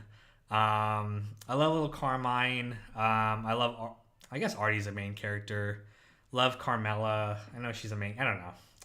We'll do a ranking of characters another day, but I keep getting distracted into these anecdotes. But we need to kind of make our way through this because we're coming on 2 hours now. Of course, if you guys have to dip out, you can, because I'm gonna record this later. But let's just move on to another episode. We got Eloise is number next. Eloise, where the fuck are you? Right here. Eloise is an A tier for me. I love Carmela. I'm gonna make a video about Carmela soon. She's a wonderfully written character. I think this episode encapsulates a lot of her struggle with being being a mafia wife, and like, does she want independence? Does she want to be taken care of? She kind of wants both and neither at the same time. We are halfway, Lawrence. We're almost done with season 4, which is more than the halfway point. I gotta stop getting into anecdotes if we want to make it through this quicker. But no, I think I love Carmela, and this is gonna sound. I hope this doesn't sound insulting to my fiance who might be watching this, but I kind of understand Carmela more once I got into my relationship, and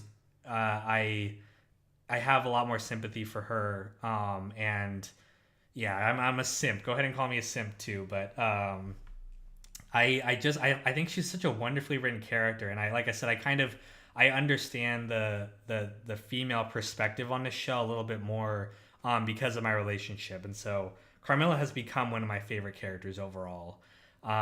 So yeah, calm down there. I'm basically furious simping for Carmela. But okay, so we're gonna move on to the next. She's a hypocrite. I'm not saying she's a perfect character who deserves like all of our sympathies, but I think she's wonderfully written, and I enjoy her as a character. And you'll understand that one day if you get into a relationship. So next episode we have Whitecaps. Before I jump into that one, you asked me what do I think about Oz. I watched Oz before I watched The Sopranos. I think it's a really good show. It's definitely not a masterpiece. There's a lot of mistakes and weird tonal changes in the show. But I do think it's a solid show and it's a precursor to The Sopranos. I might do a video about it eventually. Whitecaps. Easy S. You guys know this. It's an S tier.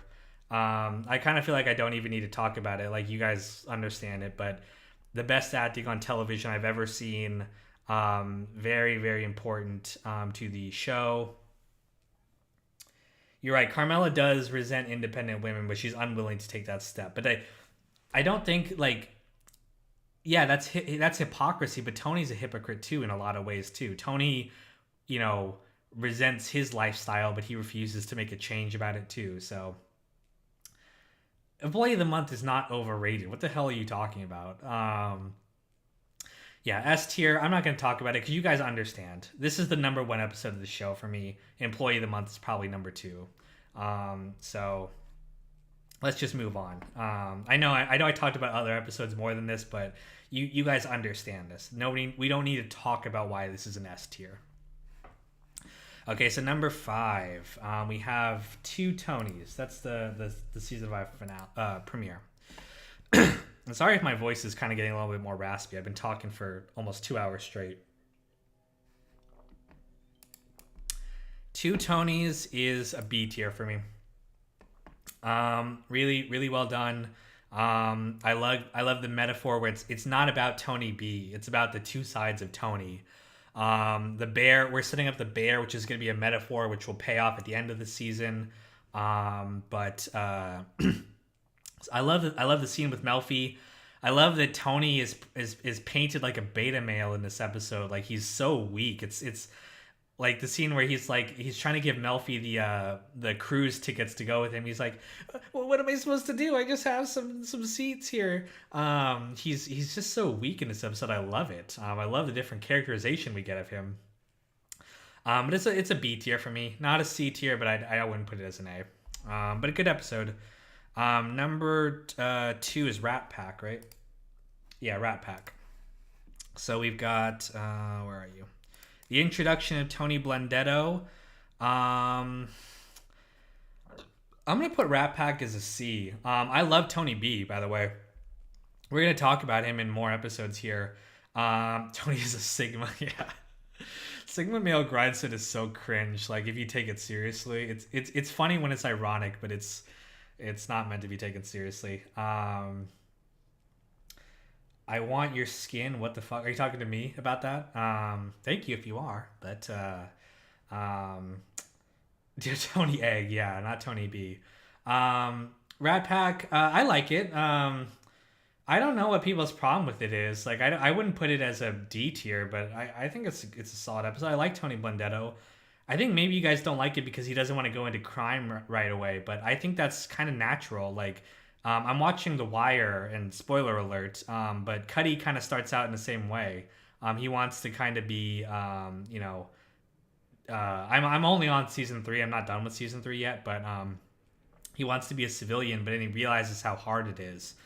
I agree that Tony B's like transition from civilian to mobster again is kind of abrupt, and I don't really like that episode that much, but Tony B was a little bit forced. I wish they had the foresight to reference him in a previous season, but I still like his character, and I think he's important for setting up the conflict of season 6. So I'm gonna rank him as a C. Now let's move on to the next episode here. We have Where's Johnny? Now this is an episode 2. I know you guys are probably going to want it to be an S. Because of the varsity athlete joke, I'm gonna rank it as an A. Now the reason I would rank it lower actually, because I don't rate these just on jokes, but I love at the end the Tony's like relationship with Junior, and he's like, Don't you love me, Uncle June? Like that's such a good line, such a powerful ending. And it explores their very fucked up relationship. But like I always say, Junior did love Tony. We'll talk about that in the series finale. But um, Captain, you're earning your name right there. It's an A tier, guys. I think it's a great. We're seeing Junior's dementia and how vulnerable he is. Junior's one of my favorite characters of the entire show. It's an important episode to his journey in these next two seasons. Um, it's a little weird, I'll admit. Like I didn't understand the stuff with the black lady he runs into, like if he actually had a relationship with her or not, or if he was just crazy or she was just crazy. Um, yeah, you're welcome. But yeah, I'd rank it as an A. I think the ending. Maybe I could rank it as a B. No, I don't know. I'll leave it as an A. I think it's good. I my voice is getting really hoarse here, guys. I'm not used to talking this long, but all happy families. I'm gonna rate this one as a C. Kind of because I don't remember what happened that much. Like I know they go to the counseling. Carmela, um, starts to develop a thing for Wegler. Um, but yeah, I don't. Let me look at what happens. I kind of don't remember what happens in this episode. Let me see here. We've got we got Feach. We got some stuff going on there. Um, the carjacking. Oh, he sends Feach back to prison in this episode. Um, maybe this is a C because I like the Feach stuff. I think it was very sad. I don't think Feach deserved to go back to prison. No, I don't know. I'm gonna put it as a C. The rest of the episode's not that great. But I did like the Feach stuff. Like I thought it was pretty powerful, and I like there was a great connection where the parole officer that they get in this episode is the one that Christopher referenced when Tony B's studying. So I love that they had that connection there. But yeah, it's a C for me. Next episode we have here, Irregular Around the Margins. I'm gonna give Irregular a B. I think it's definitely not one of the most important episodes this season. But I like that it's a very character-driven episode with Tony, Christopher, Adriana, and then Carmela at the end. And come on, you gotta love that thumbnail right there that I made. That's pretty funny. But yeah, it's a B. I like that they bond, Tony and Adriana. Not the most important episode overall, but yeah, I think it's a solid B. Next we have Sentimental Education, and again, even though I like Carmela episodes now, I've grown to like her. I hate Wegler. He's just not fun to watch. He's a scumbag. So I'm gonna put it as a, I don't know, C or a D. I don't think it's a D. It's not bad in the episode like Hit as Hit is, but I think it's a C. Let me jump back to the comments and see what you guys are saying.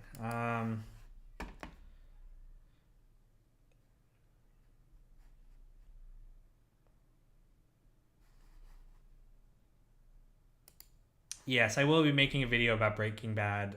There's a video about Breaking Bad coming out next week.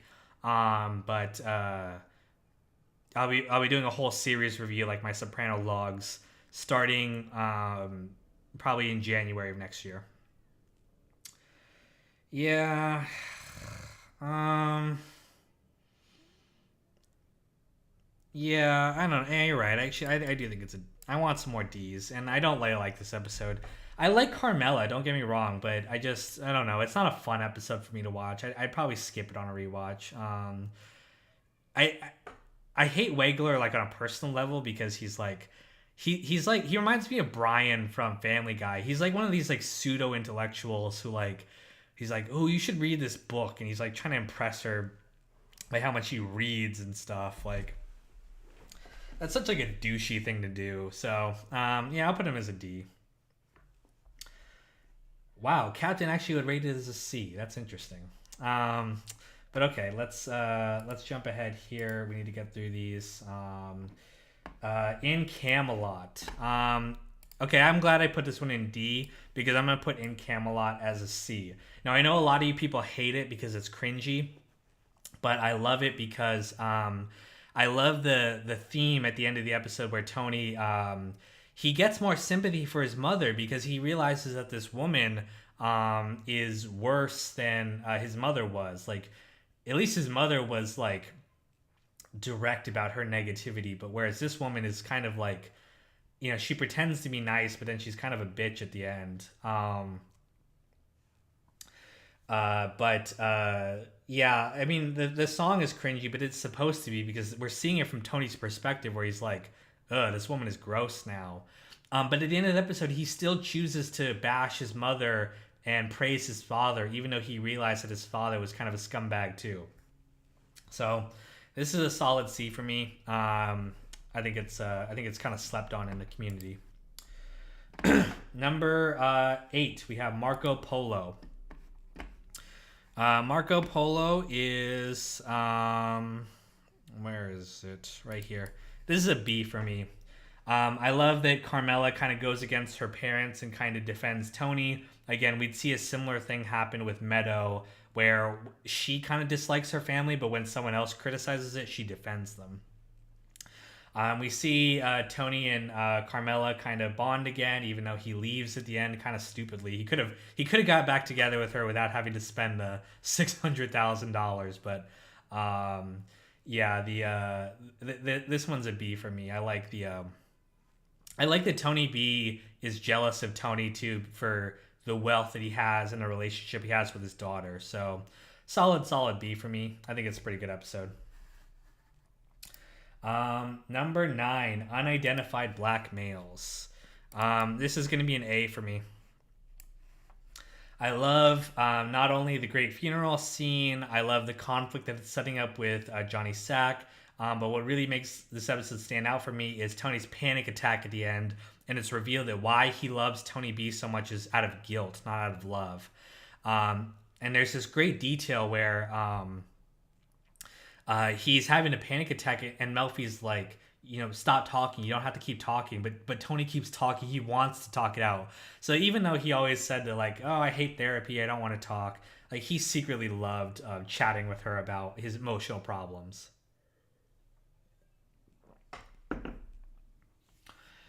So yeah, solid A for me. I love it. Really great episode. Next one we have Cold Cuts. Cold Cuts is another A for me.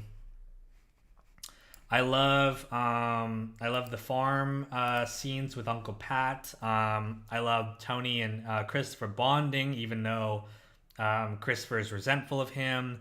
And I love Tony's undercutting of Janice. This is the one episode I had kind of sympathy for Janice. I know people are going to say she was being fake, but the whole point of that was she was refusing to take her anger out on other people, which is what Tony does. And Tony was so jealous at the end that he picked on her to get her to flip because he resented the fact that he couldn't do what she was doing. So I love this episode. I hated what he did in this episode, but just a fantastic and powerful ending. And I had a lot of sympathy for Janice. So solid A. I'm going to keep moving quicker than these because my voice is getting really raspy. Test Dream. The Test Dream is... Where is it? Right here. This is going to be an... I'm going to put it as a B, actually. I like the episode. I like that it experimented with a unique storytelling format, very thematic. The dream sequences were very stylistic, very realistic in some cases. But in terms of its overall plot, it's just kind of... It feels a little slow to go through, so it's not one of the more enjoyable ones to watch. But Um, yeah, I'm gonna rank it as a B. It's a solid B. I'd rank it pretty high, but I don't know if I'd give it an A. So the next one we have here, we have long-term parking. Do I need to explain this? S. Easy S tier.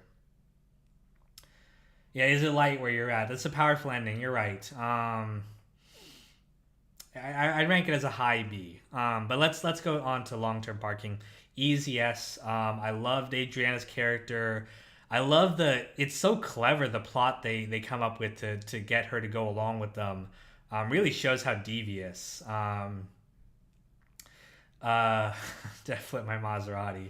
Um, yeah, long term parking, just fantastic. So sad to see Adriana go. Christopher made the decision that he made because he couldn't stand to be without the life, but he would come to regret that decision later on. Easy yes. We don't need to talk about it. Next one, all due respect. I'm gonna give all due respect. I don't know, A or a B. I kind of feel like I want to put it in B category. Um, I think All Due Respect is a really solid episode. Tony killing Tony B, very powerful. Again, he refused to let. Well, no, what? No, I'm actually gonna put it as an A because I'm thinking about it now, and it's not. It's Tony's emotions are complicated in this episode, not just because he has to kill his own cousin, but he does it because he refuses to back down to Johnny Sack again, which is a great comparison to you know, like Tony is not really sentimental. He's just kind of emotionally disturbed, and that's why he has a problem with authority, and that's why he refuses to back down. Again, this is the culmination of the bear metaphor, which we set up in on the first episode, and it kind of played throughout the season. So yeah, I'll give All Due Respect an easy A. Great scene between the two of them here. All right, so we're on to season 6. Let's see if I can make it through here, and this can be a 2-hour video. Members only, easy A. Very thematic. Set up a lot of stuff which is going to be important this season. Tony gets shot. The title is connected to the ending. And plus, I got members only to sponsor that Soprano log. So great connection there. So easy, solid A. I'm going to be moving pretty quick here. So if you guys want to get your comments in, get them in quick. Number 2, join the club. Powerful ending. Very A. I love Carmela's scenes in this. We see that she really does love Tony. The dream sequence, very thematic. I did a whole video about it. Very powerful, very important. Easy A. Mayhem, I'm going to give this one probably a B because it's just not as strong as Join the Club is for me, but it's still really strong. I love the Silvio stuff. The dream sequence culminates in this one. Tony gets out of his coma. We got Christopher setting up Cleaver. It's just a more of a funny episode than Join the Club is, which is why I'm going to rank it here as a B. Next episode, we have Fleshy Part of the Thigh. I'm going to give this one a C. It's a good episode, but yeah, it just seems like kind of a one-off. The whole stuff with the rappers and then the physicist guy, it's thematic, but it just kind of, I don't know, it doesn't really go anywhere. Tony's conflict with the hospital, yeah. They were setting up another hospital episode, which was going to be about a secret floor. This was in the Talking Sopranos episode with Matt Weiner. They were going to do this episode where Tony was getting like special treatment at the hospital, but and I think there's some things in this episode that kind of were meant to be tying into that, but it just never happened. So I'm gonna give it a C. Paulie's subplot with his mother is pretty good, but yeah, just not one of the best. Next one we have, it's Mr. and Mrs. John Sacramone request, right? Yeah. This one is gonna be Probably a C for me too. It's a good episode. Just not that many great emotions going on. The stuff with Johnny Sacks, of course, great, and his daughter. The Rusty hit. Tony feeling weak after his, getting out of hospital. But I'll just rank it as a C, just because it's not one of the more like powerful episodes. Next one we have Live Free or Die. I'm gonna give Live Free or Die. Where is it? I'm gonna give it a C. I like the Vito the storyline. I don't hate it, by the way. But I think there's some better Vito episodes coming up here. So, funny episode, a lot of great dialogue in this one, but just not one of the most powerful ones. So next one we have Luxury Lounge, and I'm gonna give Luxury Lounge a C too. It's a good episode. I like it. I like the arty stuff. The arty stuff to me is probably an A. The Christopher stuff's probably a C, but I'm just gonna leave it here in C. It's there's just a lot of the arty stuff is the most powerful stuff. I love the ending where he kind of rediscovers his love of cooking. But the other stuff in this episode is just kind of the Hollywood stuff has always been a little bit like kind of self-indulgent for me. I wouldn't put it as a D, guys, because the arty stuff keeps it higher. Yeah, I'd say the Hollywood stuff is a D. The arty stuff is probably an A or a B, so I'll leave it here as a C. Next one we have Johnny Cakes. I'm gonna rank Johnny Cakes a little bit higher. I'm gonna rank it as a B. I know some of you guys are a little bit disturbed by some man-on-man action, but I don't know. I liked their little relationship here. I liked exploring Vito's character. I like Johnny Cakes as a character. He kind of falls into this idyllic life, but well, actually, wait. Johnny Cakes is not the one where he leaves, right? That's Mo and Joe. Is that right? I was kind of thinking Johnny Cakes is the one where he leaves. Or is that Cold Stones? Hang on, let me look up the episode. Sorry, I'm getting a little confused. No, actually, I'm gonna rank Johnny Cakes as a C. I thought this was the one where he leaves Johnny Cakes. I'm gonna rank that one higher. But I do like the Vito subplot, but it gets a little bit more powerful later on. So let's talk about that one soon. Next one we have The Ride. Easy A for me. The Ride is there's a great sequence with Christopher getting high. I love the stuff with him and Kelly getting the house. He wants to he wants this like perfect life, but like the drugs and stuff and his relationship with Juliana and all of that just kind of bring him down. Just a great sequence, very well directed. I love the stuff with Tony holding up the baby. Just in terms of like just direction and visuals alone, this episode's an A. Let's see here.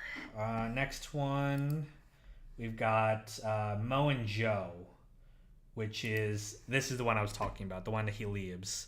Mo and Joe, that's gonna be a B for me.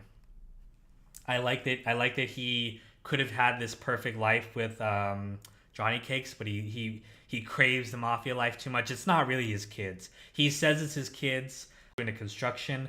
I know some people really like it. I might have cut out there for a second. I just got a notification to OBS cut out, but am I still live? Let me check. You guys can still see me, right?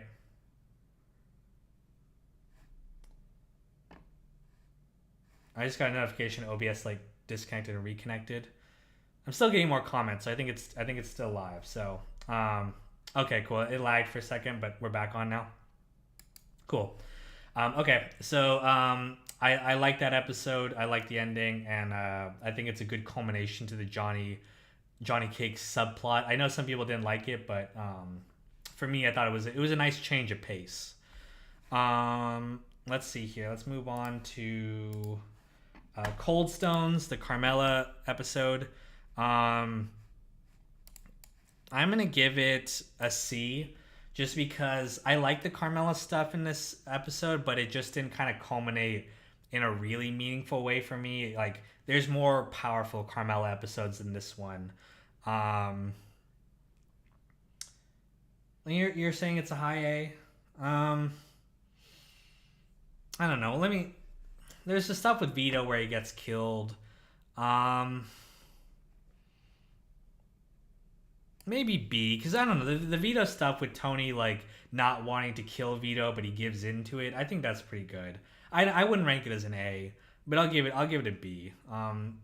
The Vito stuff I think is pretty good too. Okay, we're at 2 hours. I want to keep moving on. Kaisha, come on, easy A, guys. You guys know this one. Love the stuff with Christopher and his Gumar. What's her name? Juliana Skiff.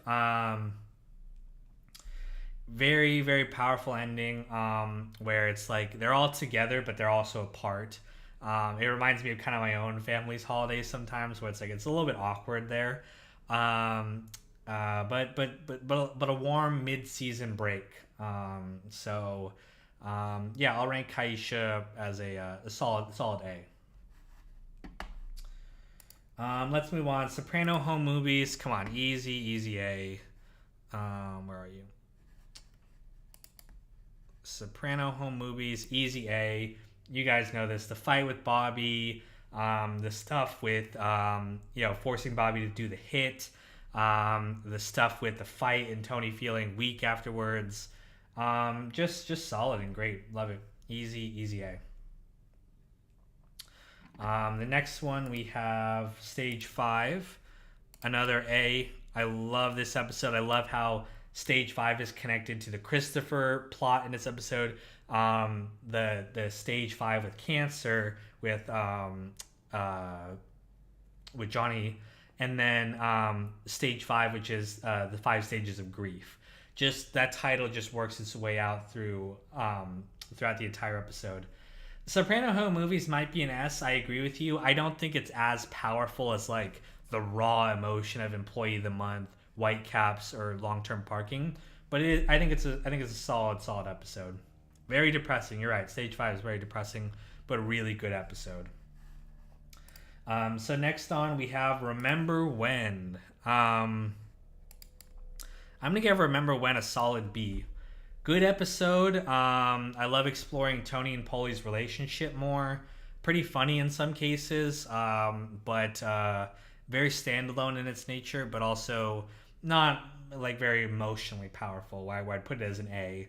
So let's leave it there as a B. And I'm thinking that's probably where it belongs.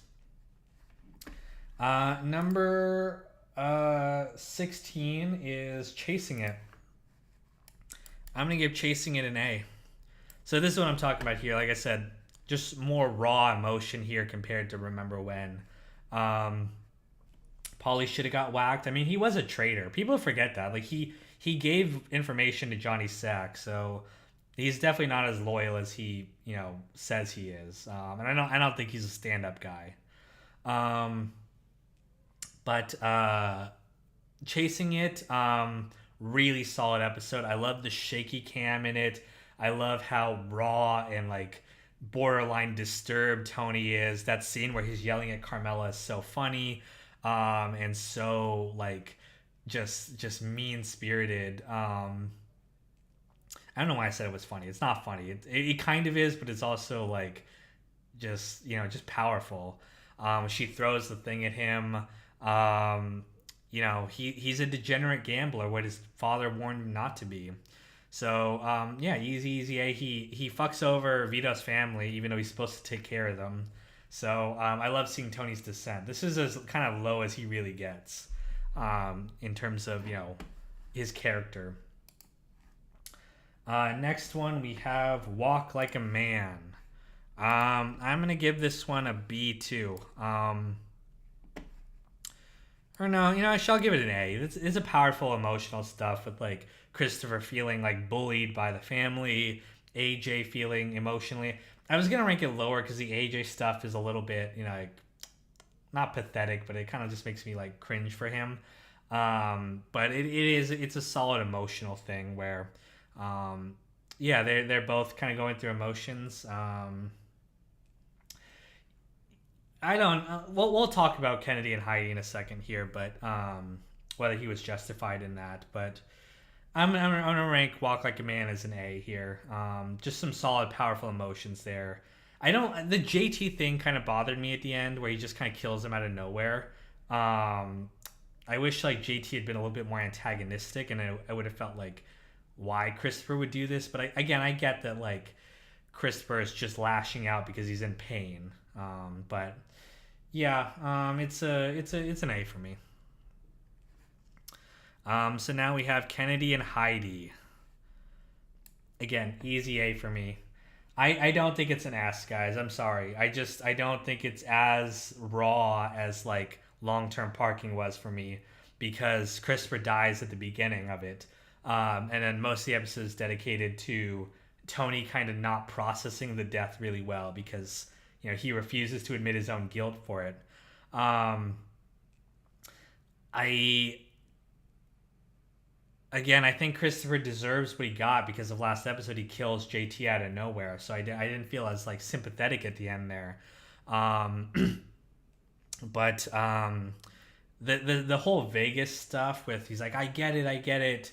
I feel like it could have happened in another episode rather than straight after Christopher. Like I don't know, because of the fact that Tony doesn't really care that he killed Christopher, it's hard for me to connect emotionally, to Christopher's death in the way that I did like Adriana. Seeing Christopher like breaking down, being like, I can't do it, I can't do it. Um, but yeah, I know that's the whole point of the episode. That, like Christopher's death is not that impactful to Tony. It kind of shows how emotionally disturbed Tony is. But that's just why I can't put it as an S tier. I just put it as a high A. But yeah, that's just kind of my thoughts on it. Chrissy lived by the beak and died by the beak. Yeah. Well, if beaks could kill, I'm surprised it didn't cut off Tony's hand when he was trying to close it shut. But okay, let's move on to the next one. We've got The Second Coming. Again, another one where I could maybe put it as an S because of the stuff with Tony and AJ, where he's holding AJ crying after the suicide attempt. But I think I'll just leave it as an A. Solid episode. I love him beating up Coco. He's so fucking pissed off because of all the stuff with AJ that he just lashes out, even though he knows because of the negotiations he's in with Phil that he shouldn't do this. But he just can't help himself. And again, I love him holding and cradling AJ and being like, it's okay, baby, it's okay. Because I do believe at the end of the day, Tony did love his children. And we get to see that in this episode. So, yeah, a solid A. I'm going to leave it there. The Blue Comet. Now, this is another one I think people want me to rank as an S. But I'm going to rank it as a B. Or not a B, an A, I mean.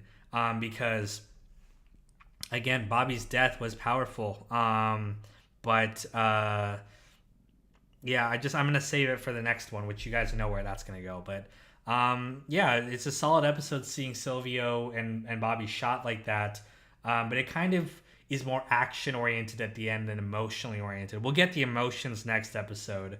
But yeah, I'll leave the Blue Comet as a very solid A.